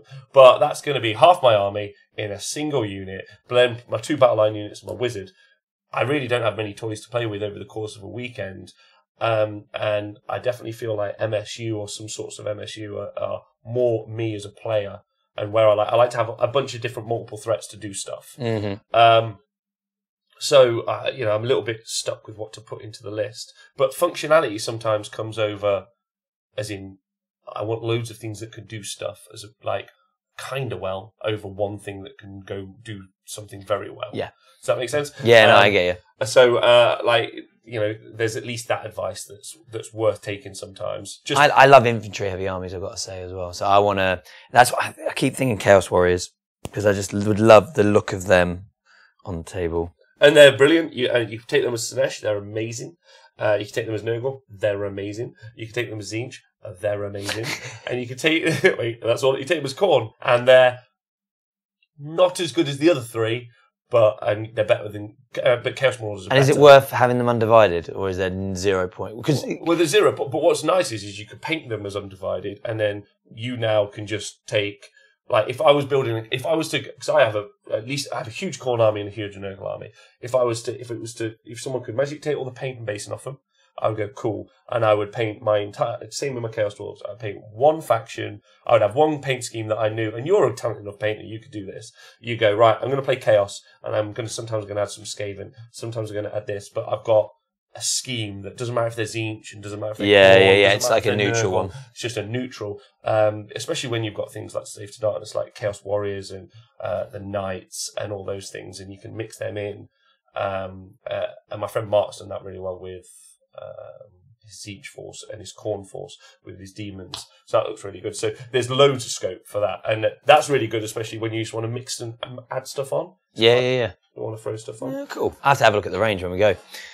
And most people, you get drunk to make them play worse when you play Pete. Your aim is to keep him on water. That's true. That's exactly like one of my mates, James. He's phenomenal. Oh, no. James and... oh, my God, sorry. And one of my other mates, he's amazing when he's pissed. Amazing when he's drunk. He plays like a god. Sober, terrible. I knew a stick fighter that was like that, Mike Schmidt. Schmidt, yeah. He would just turn up to training half leathered and was just better because he was looser. And it was just awful because world champion, like half cut in the Philippines, beating the fuck out of some Filipinos with some sticks. Well, I mean, they agreed. Yeah, it wasn't like a thing. Oh yeah, it wasn't just beating them up with sticks. That's the national pastime in the Philippines, if you aren't aware. It's hitting each other with sticks. But yeah, he was better. And that was odd. And it annoyed me because I was like, I'm really trying. I'm training so hard. I'm eating all my organic vegetables. I've gone vegan for 2 months and I'm still not doing it. Right, well, it's great to know that no matter what you're doing, that you're going to be in the hobby, Toby. I'm always going to be in the hobby. People, so you can check Toby out at Flying Llama on Instagram. Flying Llama 747, yeah. 747, there you go. So make sure you do. And also, it would be awesome to play a game with you. I'd love to. Have you on the show, a bunch of other stuff. Well, mate, I'd love to get back to regular. We can speak about it. And I'd love to help grow the community even more. So. Yeah, it's a great group. It's pretty brilliant. So everyone on Twitch, thank you to Toby. Thank you to Toby. If you're listening back on the podcast, then thank you to Toby. But thank you to everyone on Patreon. Thank you to everyone on Twitch who subscribes. Obviously, you guys, some of you are aware about what's coming in the future and what you're helping provide. But we're doing 6 events coverage. We're doing the LCO. You're playing at the LCO. I'm playing at the LCO, yeah. We're doing the event coverage at the LCO. I can't wait. So we're live streaming that. So that's going to be really fun. Chuckabutty's going to be there. I know. Is there going to be 120 people? 120 people, like a 4 to 6 man live streaming crew. Amazing. So there's going to be interviews and games and stats and loads of amazing shit. We're aiming for it to be the best live coverage of a 40k event that's ever been done. Amazing. I mean, it's not very hard, our competition, but we're, you know, that's not meant to be rude. That's just true. Yeah.